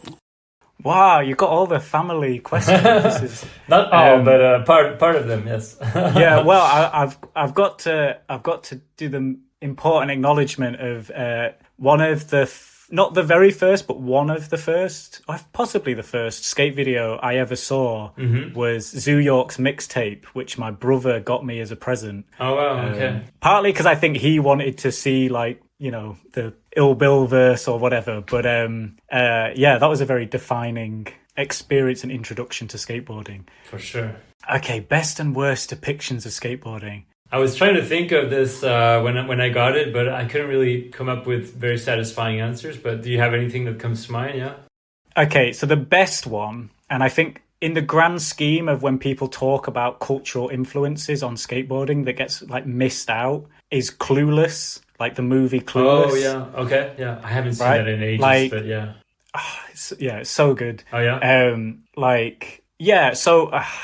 I think, I mean, one, obviously it's like a really fun satire of rich people, which I can always appreciate. But, you know, it's very much around like I won't get too into it, but it's a very interesting thing, right? That like the skateboarder character, who is also like a sort of stoner, but is fundamentally like the only sort of good guy. Like he's like sensitive and nice and like respectful to the female characters. Okay. And like, I mean, they do some like weird little like vert demo thing. He does, I think there's a caveman board slide on a rail outside the house party, which always sticks in my mind as like a cool little moment. So maybe not that necessarily the skating itself, but I often think that depiction of a skateboarder in the context of that film is like pretty positive, closer to the version of like skateboarders that, at least male skateboarders, that we should have, right? That they're like sensitive and respectful. So I think Clueless is a very under-acknowledged film. For sure, and I think sort of impacted me liking skateboarding. The worst depiction, that's who knows? Who are we going to throw under the bus? Yeah, I'm really trying to think. I sort of weirdly I sort of enjoy any weird chance when skateboarding's in a film. Like, it's never really done that well or that true. meaningfully. I don't know. In my head, I'm like, I can't think of necessarily films with really bad versions of like skateboarding, but I just keep thinking about Steve Berra in The End. With his like weird film sequence. I think it's almost worse when skateboarders try to seriously, at least, position themselves like they're in a film. I think it's obviously as skits it can work quite well. Man, I feel like I'm struggling to come up with a really bad depiction. Okay, G, I'm gonna have to get back to you on that. Yeah, that's fine. No, of course, it's hard to think on the spot. What do you think, Quentin? You're up on your films. Yeah, but I couldn't really think of many films that portray skateboarding. I mean, one thing that came to my mind was it's not necessarily best or worst, but just something that popped into my head was this film, The Life of Walter Mitty, I think it's called. It's a Ben Stiller film. And there's a little moment in there where, there's two moments. There's one where he's like in Central Park and he does an impossible in front of a kid or something. And actually it's Rodney Mullen, who was the stunt double who did and when you watch the movie, you can recognize basically the way he raps the impossible. Like, you can kind of tell it's Rodney Mullen. So that was kind of a weird one that came to mind. And then later in the film, he does this kind of like, I think he's in Iceland or something, and he's like on a longboard and going super fast on a longboard or something. So kind of random depictions of skateboarding throughout that movie. And one thing that came to my mind as well, but I haven't seen that movie, is I can't remember what it's called, but it's like the Paul Rodriguez-centered film that they made in like the early 2000s. The Knack or whatever. I never saw it, but I know. Is it called The Knack? Not the film, but no, but I think in the storyline he does the like 360 flip crook or whatever, and it's called The Knack. Oh yeah, is that okay? I didn't remember that part, but I think it's called Street Cinema or Street Dreams. Street Dreams. I think that's... I've never seen it, but that probably is the worst depiction. Yeah. Like I mean, I haven't watched it, but I remember watching the trailer of it one time, and I was like, oh my god, this is so cringe. Like, oh, this is awful. Even though like I have nothing bad to say about how talented Paul Rodriguez is as a skater, but like I don't know, I just remember watching that and being like, oh, this is awful. Like, why would they do this? There's an amazing, it's just coming back to me now, there's an amazing Jackie Chan skateboarding sequence in, maybe, I don't know if it's one of the Police Story films. I can't recall like exactly which film it is. Okay. But he does an amazing, like, almost like chase sequence where he's being chased and he gets on a skateboard. Oh, wow. But he's like, his foot, like one of his foot is like taped to the skateboard, I think, because he obviously couldn't like stay on it. So he's doing like really weird pushing, and he does like a massive jump through a window. It's like really impressive, actually, like how good Jackie Chan is at skateboarding. Well, it's to be expected. Yeah. But that's maybe a good depiction as well. I'll try to find that. That sounds interesting. Yeah. But I mean, there's a lot of examples we could think of, but. The Crow, the young female character in The Crow. She's a very cool skateboarder. Clueless and The Crow. I have some watching to do. I'm showing my age in the era. That yeah, well, we're the same age, so it's all good. All right, let's do this next one. Hi, Harry. This one's for the audience more than you, to be honest. But Harry has a bit of an obsession with a certain drink, and there's a bit of a ritual that surrounds it. And I got commissioned by Farran Golding, shout out Farran, to paint a picture for Christmas one year for Harry of this specific drink. So, Harry, do you want to explain to the people what it is and what the ritual is? Oh, what? Ruby McMullen, superstar skater. Yeah. In fact, you'll be able to see it behind me, Quentin, this painting. I can't remember. Oh, yeah. Hand up. Yeah, so it's a Chocomel, the Dutch chocolate milk drink. Chocomel, that thankfully made its way over to the UK a few years ago. I've spent a lot of time in the Netherlands, doing various sort of artist residencies, and a good friend of mine, well, friends of mine live over there. But it's a very lovely drink. But it's in part because over the years, like I stopped drinking alcohol like about 10 years ago, stopped drinking like fizzy drinks. Generally like just drink water and sparkling water. But I'll reward myself if I get a clip by drinking a can of Chocomel. It's like often when Joe Allen is having to motivate me while I'm trying to land something, it'll be like, this go for a Chocomel or whatever. So I think it's not actually like a healthy thing to like reward yourself with food or drink, but probably very sweet, I assume. Yeah, a lot of sugar. Yeah. But yeah, so it's like, for me, it's like the one real indulgence that I can have as like a celebratory thing. Yeah. So yeah, like I've got this, Farran as a present commissioned Ruby to do a painting of a can of Chocomel. It sort of haunts me, right? Like it sort of, it follows you. Tells me I need to go and like get a clip. That's awesome. All right, let's see. This one's from James Kelly, who appears, I think, in Joe Allen's videos as well. He asked, what is your dream slappy trick? Okay. So, I don't even know their real name. There's someone on Instagram, their like handle is Spicy Spliff or Spicy Spliffs. Okay. And she does like amazing like front crook slappies and like loads of variations. Mm-hmm. But there's this like one clip where she does front crook slappy and then like nollie back, like almost like alley-oop nollie back one over to the other side of the curb. Over the curb? Okay, yeah. Yeah, it's like, that's my like dream slappy trick. And I've tried, like, I've got like front crook slappies okay, but like the pop over, like especially like nollie back one, that's like one of the few tricks that I'm like determined to do at some point in my life. Have you come close to landing it, or? Not really, but not yet. That's the one. And like Spicy Spliffs on Instagram, huge inspiration to me. Let's see, this one is from Tom Meadley, your cousin, I believe.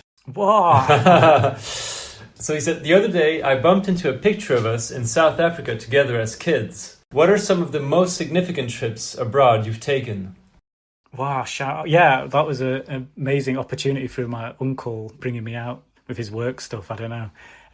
Really formative experience. You must have been quite young, right? Because he sent me a picture of the... Yeah. You were probably like, I don't know, 5 around there or something. I don't know. Yeah, I was very fortunate through like my uncle and then a couple of other family friends who like brought me on like international trips, which was really like, I think for anyone, right, can be a really meaningful and valuable thing. And like, South Africa is a very unique place. Very like, there's a lot to take in from the experience of going there. Yeah. I mean, like, I don't know whether to limit to like skate trips, but I think so. One thing that artists and maybe I think pro skateboarders to a similar degree get the like benefits of doing interesting travel to places, and as an artist I've been able to undertake like quite a few artist residencies where often you're funded to go somewhere and spend time and hang out. So I've been able to go to New York for a bit and Morocco in the Sahara Desert. That was a wild one. Oh wow. Yeah. But like the number one place that's like been super, super impactful was Jatiwangi in West Java in Indonesia. This place called Jatiwangi Art Factory. Okay. There wouldn't be... there's not time to talk about how amazing Jatiwangi Art Factory is, but through them and through that experience and like really learning about like the history and culture of like collective, not just collective art practice, but I guess like collective activist practice in Indonesia, like that became really impactful to my thinking. I'm in the process of beginning to write a little bit about this thing called nongkrong, which is really amazing Indonesian notion, which basically means like hanging out, squatting in the streets. And it's seen as like a sort of active, weirdly productive, but also unproductive like thing that you do as a form of practice in a way, even though it is just hanging out squatting in the streets, right? And this relates to skateboarding like amazingly. Yeah. And yeah, just this very different way of thinking about art making, like not really in terms of like objects and viewing and whatnot, but this whole other version of thinking about art as a form of like public service and public practice and working with communities, but where like you are also part of the community. You know, it's not just like, here's an artist, here's a community, they're going to do something. It's that actually like you as an artist like exist within the ecosystem of a community, let's say. Yeah. And in terms of how I've thought about my role as an artist within skateboarding, like really like stems from the experience of being invited to go and spend time at Jatiwangi Art Factory. I mean, Indonesia in general is like amazing, fascinating, really cool place, but yeah, like you would never get to go there or experience a place like that without an invitation, really, you know, because it's not easy to get to. It's sort of quite not remote, but and yeah, I can't like say enough good things about Jatiwangi. Yeah, no other single trip or single experience has sort of radically rewritten like how I think about life and think about what I do as an artist or whatever. So yeah. What year were you out there? Do you remember how long ago was that? It was 2019, I think. Okay, so not that long ago. Okay. Yeah, 2018. I don't know. The years blur together. Yeah. Okay. But it's interesting to think that had I have not had that experience, I'm not sure how much I would have necessarily understood how I could offer something or be of use within skateboarding. So I think there's lots of reasons why I ended up being invited there and why that experience ended up being significant for me. You know, all the pieces were in place, let's say, but it made me have to like really reevaluate and rethink about all sorts of things. And in a way, what came out of that was like the Civic Leeds project and everything I've tried to do in skateboarding. So wow. Shout out Tom, amazing, you know, person, musician, actor, whatever he's up to, doing cool stuff as always. All right, let's do this next one. This is someone we mentioned earlier. Hello, Harry. It's Natalie Porter at Women's Skate History Archive. First up, I wanted to congratulate you on the completion of your PhD. I checked out your thesis, and it is absolutely epic and so engaging. Well done. For my questions, I'm curious to know, of all the projects you've been involved with, including academia and film, what has been the most fulfilling for you, and what's coming up next? Is there an opportunity to develop some new curriculum, or will you pursue more community-based initiatives? Keep up the great work. Oh, such a total hero of mine. Yeah. Wow, yeah, I'm hyped that she read my thesis. That means a lot. So in terms of the most fulfilling, in a way, like what I've been able to do in recent years within skateboarding and sort of bringing everything together, that's the first time where it's felt like things have clicked into place, or that like what I'm doing, I guess, as an artist, to some degree, I guess also as a researcher, and as a skateboarder, has sort of coalesced into something that feels relatively meaningful. But at the same time, I think the more I've got involved and the more I've tried to do, the more I've realised there's like work to be done. And I think over this last sort of, I don't know, however much, 6 to 9 months, like after getting through the whole PhD process, I've been, really trying to work out or evaluate and figure out like, not necessarily the next steps are for me, but like, what is it that feels is necessary, and like, what's something that can be done that will be of use or be valuable or be meaningful. And I've still not really figured that out. In the process, I've had quite a few, I sort of have a lot of little things and lots of seeds have been planted. And a lot of the way you have to operate, I think, as an artist is almost like, or at least how I have to operate, is you have lots of bits of conversation and make little proposals here and there and like see what's possible and hope that something can grow into like a broader project or something that can really be realized. So I've been letting a lot of things brew away, but equally not trying to rush too much, because I think something that as I've kept working in this way, and, you know, like I said earlier a little bit, you know, you're working often with people, and making sure that you're doing that in a really sort of sensitive way is necessary. So I think, yeah, you have to almost intentionally give yourself longer than you would actually need, just to ensure that you've got room to really think things through and have conversations and consider things. And you can never do it perfectly, right? But, of course, yeah. So yeah, I've been I've been consciously trying to be as slow as possible in thinking about what to do next. I have one idea that maybe I basically got to write a funding application for, but I'm going to claim it now. Okay. Because this is the only way to make it properly happen. So I've had the dream, let's say, for a while now, that I want to do like a skate tour of skate academics, like a proper old school skate tour in the van, going to skate parks, going to skate shops, but also going to like other interesting spaces and sites, and bringing like all sorts of, maybe not exclusively skate academics, but, you know, someone like Natalie would be incredible to have involved in that process. Sure. But I think like, that's something that, one, I want to do as a experience for myself, slightly selfishly, but also I think there's something actually meaningful in these models that skateboarding has generated and created. You know, obviously the extreme or bad end of it is things like King of the Road and all the nonsense, but that as a way of bringing both like a team of people together and for them to have a meaningful experience, but also how that can be shared more broadly, and particularly shared in areas that aren't going to get big skate festivals or like don't have necessarily big skate scenes. You know, that I think for a lot of people doing stuff in whatever skate academia, research, social skateboarding, really a lot of the available resources are in bigger cities and in bigger centres. So I'm really excited at the idea that you can bring like interesting skate debate and conversation and inclusive sessions and interaction like through something like a skate tour.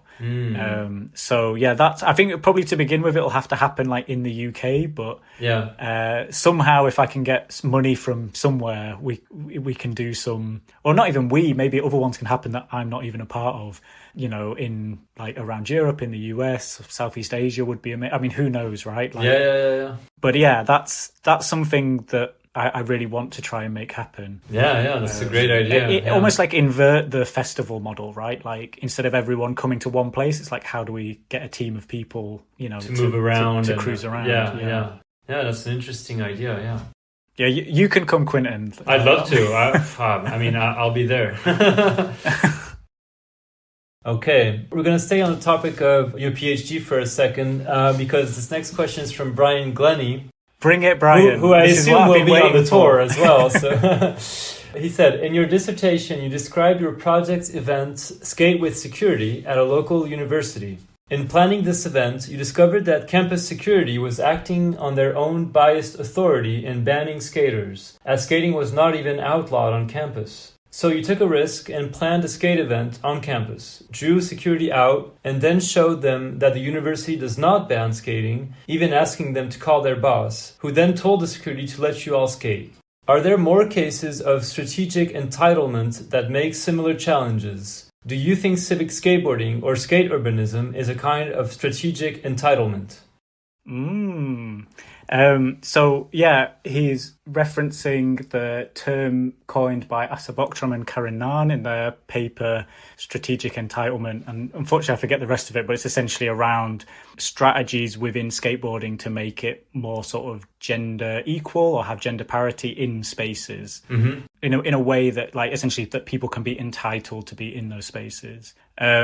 Yeah, I think for me, this has been like really the key learning or the key thing that I've found is something to really be developed maybe within skateboarding is how we give people entitlement to space. So where we're not able to actually, you know, get permitted street spots like Bordeaux or like Malmo, like especially in the UK, it's going to be such an uphill battle to get permitted skate spaces. I mean, Nottingham have got a little bit further than everyone else, but it's like we're not going to get there anytime soon. And so in the meantime, I think something that we really need to look at is like, how do we provide people on like a super local level, like with the access and experience to, one, like have the opportunity to go street skating, but to like learn all the, you know, in a sense, like literal, I guess, street smarts of how you exist in those spaces. Yeah. Which again is like, for a lot of like young men or like boys, that's relatively easy for them to have access to, right? That male entitlement gives them entitlement to that space. Yeah. For many other people, they don't necessarily have that. And I think also race plays a really big role in this. So it's not necessarily just a gender or a male thing.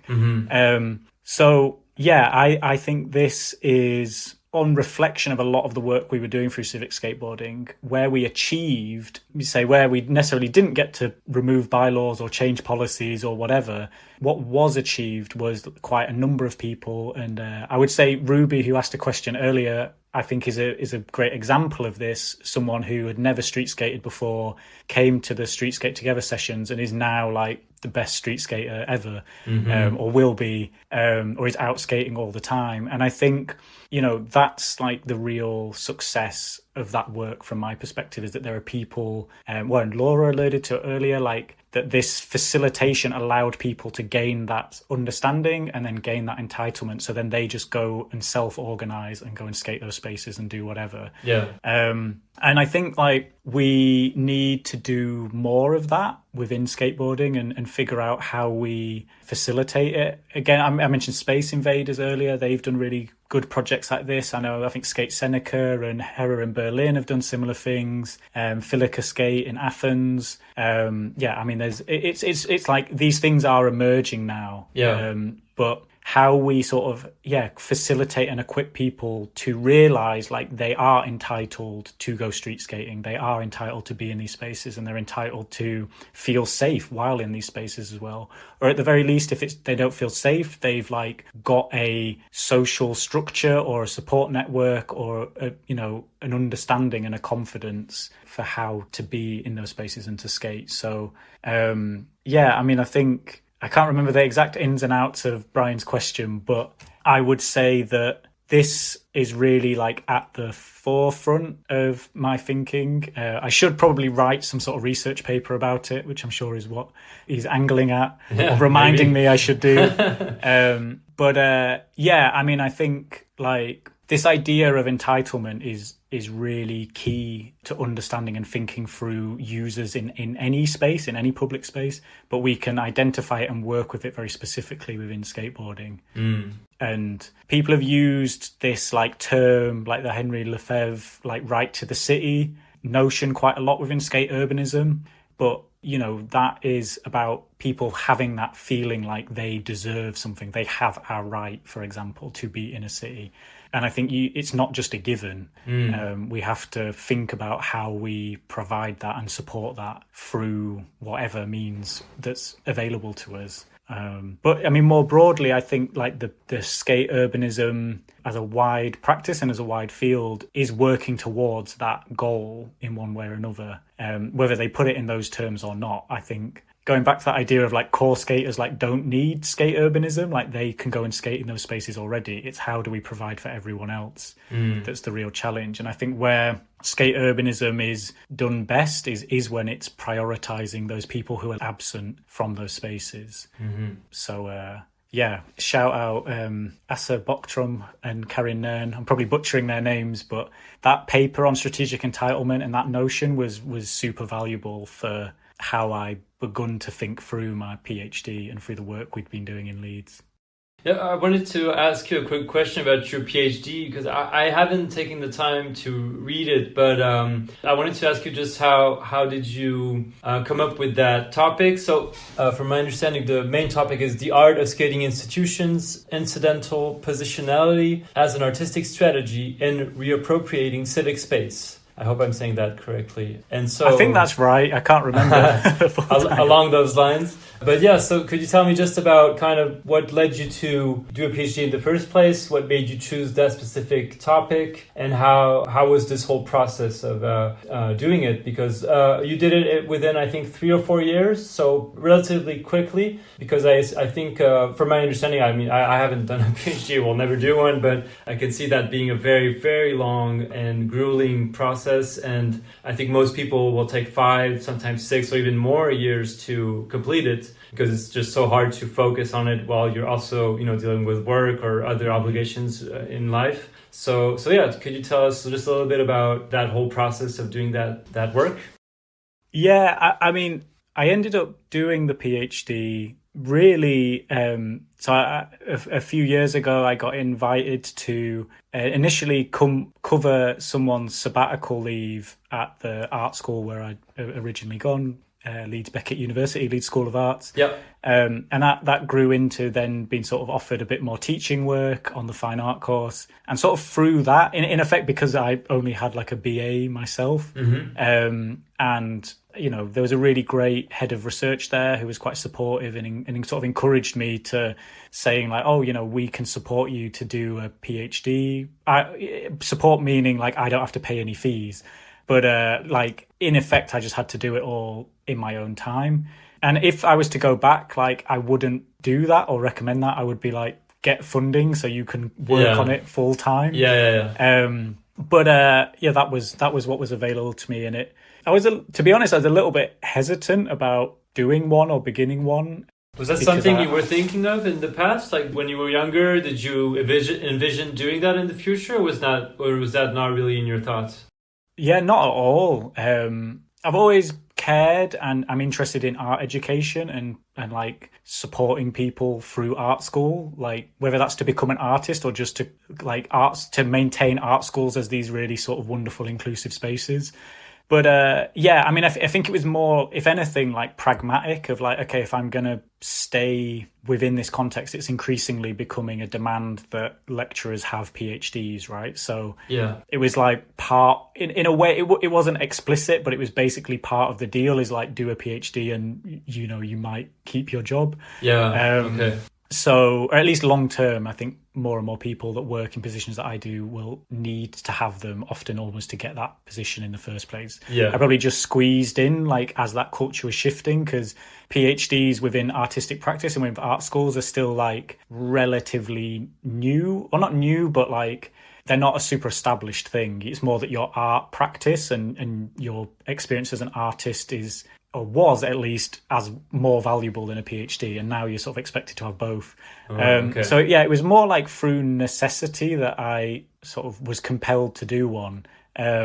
And originally, it's funny, in my proposal, skateboarding gets like one mention in one sentence, because at that time I'd only just been writing the application for the funding that I would initially get to develop the Civic Leeds project. Oh yeah. And so I'd written my proposal actually about all this other work that I've been doing at this gallery called Touchstones in Rochdale, where I've done some quite major like projects and exhibitions with them. So it's funny, yeah, like from the proposal to what it became, it like radically changed. And I think that's a good thing for anyone doing a PhD, at least if you're defining it, the terms of what the research is, like you can just, at least in my context, it could just change. And that's the nature, I think, of a lot of artistic practice anyway. So I probably had more freedom to do it. Mm-hmm. But yeah, like I'd not done a master's. I think like the only real essay I'd ever written was my degree, like fine art degree dissertation. And I wrote it about artworks that are blank pieces of paper. Do you know what I mean? It's like, so, it's quite an uphill, like it's a steep learning curve and it's a lot to take on. But as I got into the process, I really sort of saw it as something to like, I mean, it sounds dead obvious, but like get smarter and like learn more and think about things more deeply and learn the codes and conventions of academia, which is ultimately what a PhD is about. And then the skate project took off, and as it evolved, it sort of shifted to being a half and half between the skate thing and this other stuff. And then by the end, it was like all skateboarding. And actually, like Ian Borden, I owe a lot of credit to for encouraging me. I invited him to be a guest speaker on our like PhD seminar series, and through that invitation, I mean, I was sort of probably lining him up to give me the validation and encouragement I wanted, but he didn't disappoint, and very much instilled in me that that pursuing the sort of skate research was the way to go, was really sort of valid, and and as it goes on, I think like with anything, right? Like it's what I say to like a lot of my students. It's like, don't worry or stress about like the course and the assessment criteria and all that. It's like, if you just really care about your work and developing your practice and developing yourself, like you'll be fine, right? Like it will be okay. Yeah. And in a way, like for me through the PhD process, it was weirdly easy because like the work, like the project and the research that was built around it, of like everything I was doing with civic skateboarding in Leeds, like that was more exciting and more interesting than the fact it was part of my PhD.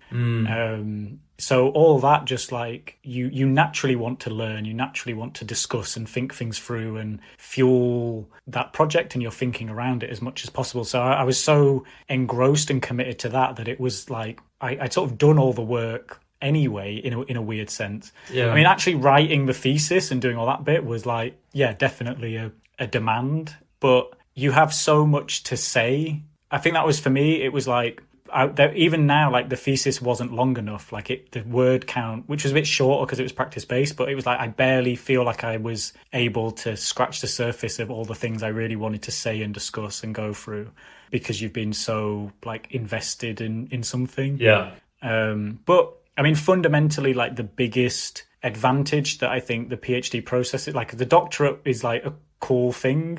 For me, it's like weird. I find it slightly funny that I have a doctorate. Yeah. But I can acknowledge for a lot of people that's like a major thing, and it has like real significance to them. So I don't want to discredit it because I know how hard earned they are.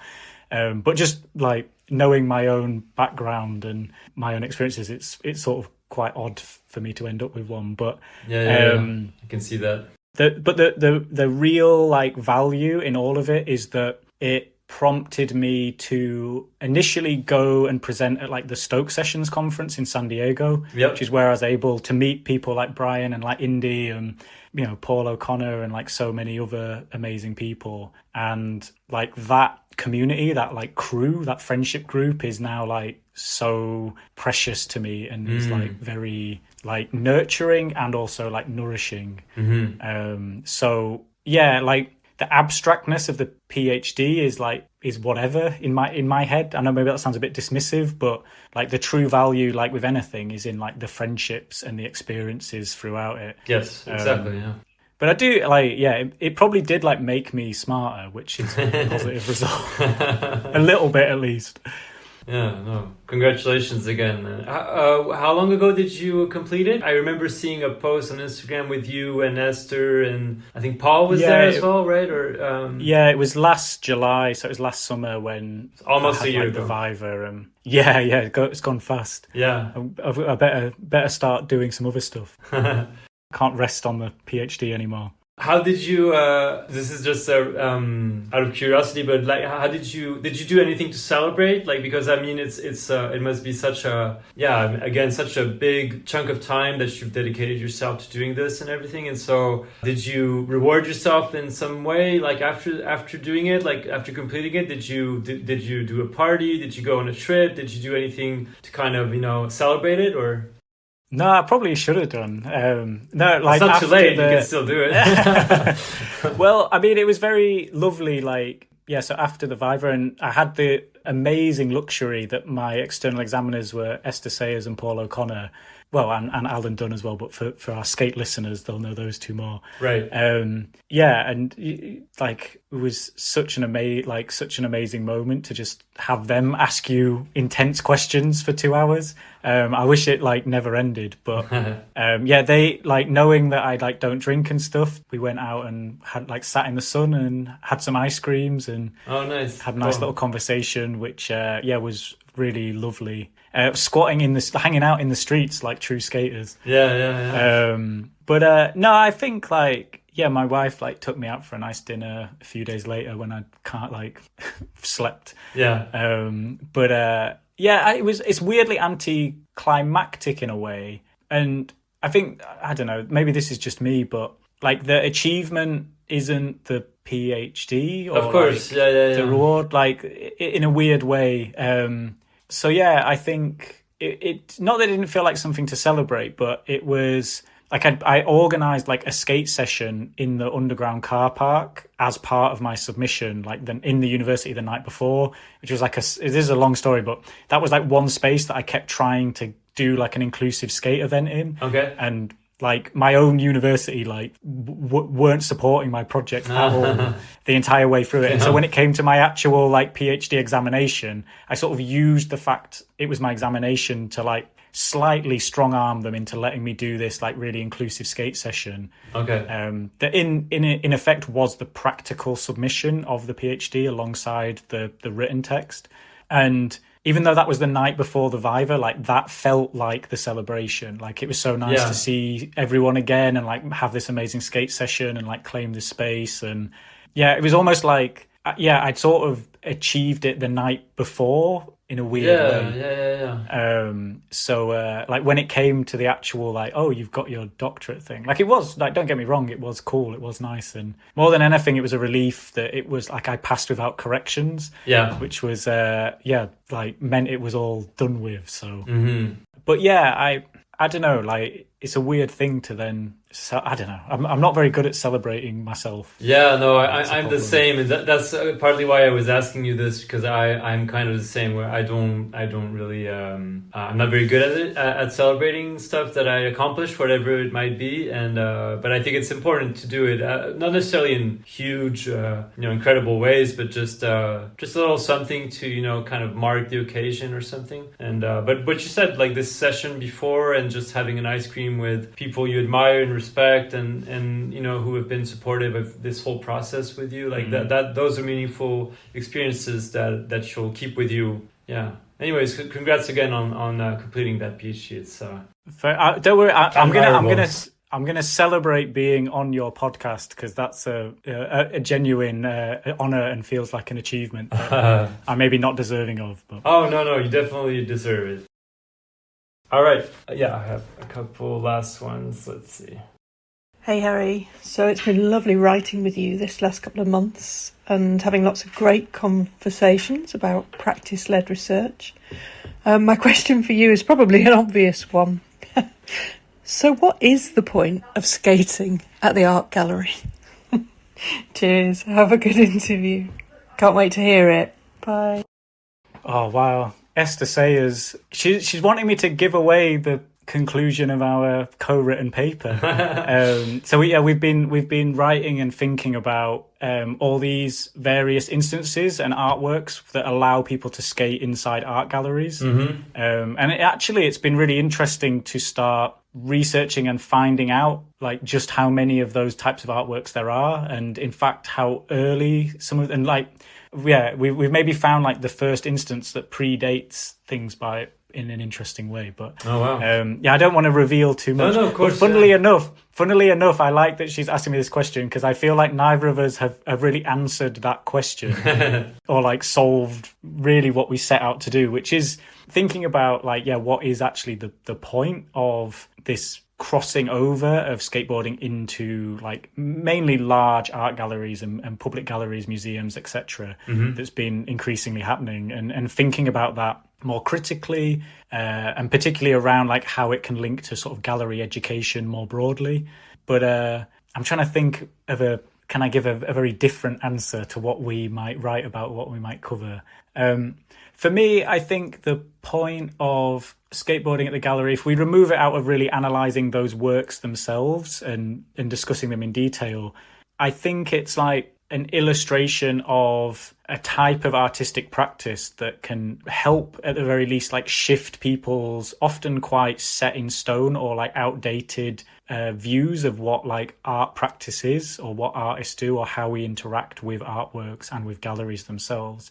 And I think this idea where you invite people to skate inside galleries, often with like each one has its own intricacies, but it maybe allows art galleries or artworks to live up to their reputation as, like cool, and for want of a better term, like cool, exciting, interesting places. There's lots that you can be, and I know me and Esther are critical of when this happens, and the complexities of and the power dynamics of these relationships between the art gallery and skateboarding. But I feel like art galleries will be better for learning how to accommodate skateboarding, and actually like how they accommodate them more long term. And this was maybe the root of the thinking around like the civic skateboarding stuff we've been doing in Leeds, which is like, can the gallery support and create or provide like a safer, more inclusive space like for skateboarders who wouldn't otherwise be in those spaces.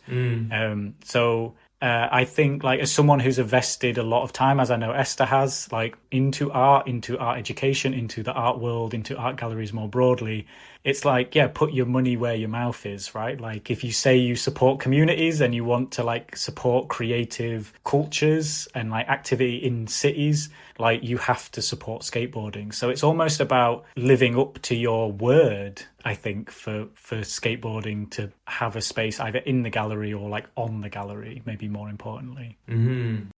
Yeah, I was trying to think when I listened to your question of just memories of seeing skateboarding within an art gallery context. And one that came to mind was, I don't remember how long that was, but there's a famous, I don't know what it was part of, but I think Gollins was skating through a gallery, like with, I think he was dressed all in white or something. And but yeah, that was one of the first ones that came to mind. I mean, I'm sure you guys have found this one, but there must be plenty of other instances where that happened, and it must be interesting to kind of go through them. And yeah, it's an interesting topic that you seem to have explored. So do you know when that will be put out? I've no idea. We've almost finished writing it, but I'm very new to academic publishing, but it feels like it takes like a year to come out after you've finished writing it, because it's peer reviewed and whatnot. Right, so, there's a whole process. Yeah, okay. Who knows? But I mean, as ever, I'll end up just talking about it to anyone who'll listen in the meantime. So, yeah, I should at the very least hold something back for now. All right, this one's from Paul O'Connor. He said, hey Harry, I've got dozens of questions to ask, but I am guessing that you've already touched on some of your impressive skateboarding public impact wizardry. Making a legend art installation outside an art gallery and gaining access to some of the prohibited but perfect skate spots in Leeds are crazy accomplishments. My question is actually about your dog, Howl. He is an amazing dog, and when I met Howl, I was amazed by how you both had the same kind of chilled out presence. Give us an update on Howl and his overall vibe. Is he moving castles? If he could skate, what would be his go-to? Best vibes and big love. Wow. Oh, Paul never disappoints. Yeah, like, so my dog Howl is like a Saluki, and so he has like long curly ear hair, and me and him do look quite alike. I think it's something that members of the public comment on, and our personalities are somewhat similar as well, as my wife often observes. So yeah, he's doing very well. I'm actually very relieved he's not been barking at some delivery man whilst we've been recording this, which is normally very what happens quiet when I'm on any conversation. So he's definitely chilling out. He's 5.5 now, and like normally, so he's like a running dog basically. So he loves running fast and all that sort of stuff. But now he's a bit more selective about it. But no, he's living the good life. How he would skate, I think, is as fast as possible. It's funny. I know. Well, Jack and Joe, like they've like referenced the idea of like when we need to go skateboarding is like zoomies, like dogs that need to like run around. And it's become like a bit of a fun term to refer to going skating, is like, I need to go do my zoomies, like a dog. But how he would skate fast and fluidly, like a Dennis Business or something, or. No, yeah, I'm trying to think of because he's very elegant, but he's very, very sleek. I think like maybe the closest thing that's coming to mind is like young Tony Trujillo, with like, motley crew, long black hair. Yeah. Again, Hal may be similar to me. He's often misgendered as well. Or not misgendered, but it's, slightly more gender ambiguous, which, according to Cardiel's weird introduction in... is it In Bloom or something? Or? In Bloom, yeah, that's the Transworld one. video? That was it, yeah. I mean, I don't know. I feel like I think he would probably actually be like a fast ramp skater. He would definitely doesn't have the patience for like ledge tricks. All right, I have two quick last ones. This one is from Sean Ashton. Oh, wow. Yeah, who I believe he supervised your PhD as well, right? Yeah. He said, how does a skater age gracefully/gracelessly? When does a skater admit the body can't take it and just basically find big hills to glide down? What are the attractions of just gliding? I kind of asked this on behalf of a friend who wants to make a skate route through a wood with a continuous downhill descent. I mean, yeah, unfortunately, this is a thing I've been having to contend with the last year and a half because my body is very much falling apart and it's becoming harder and harder to actually skate, having to skate much more infrequently.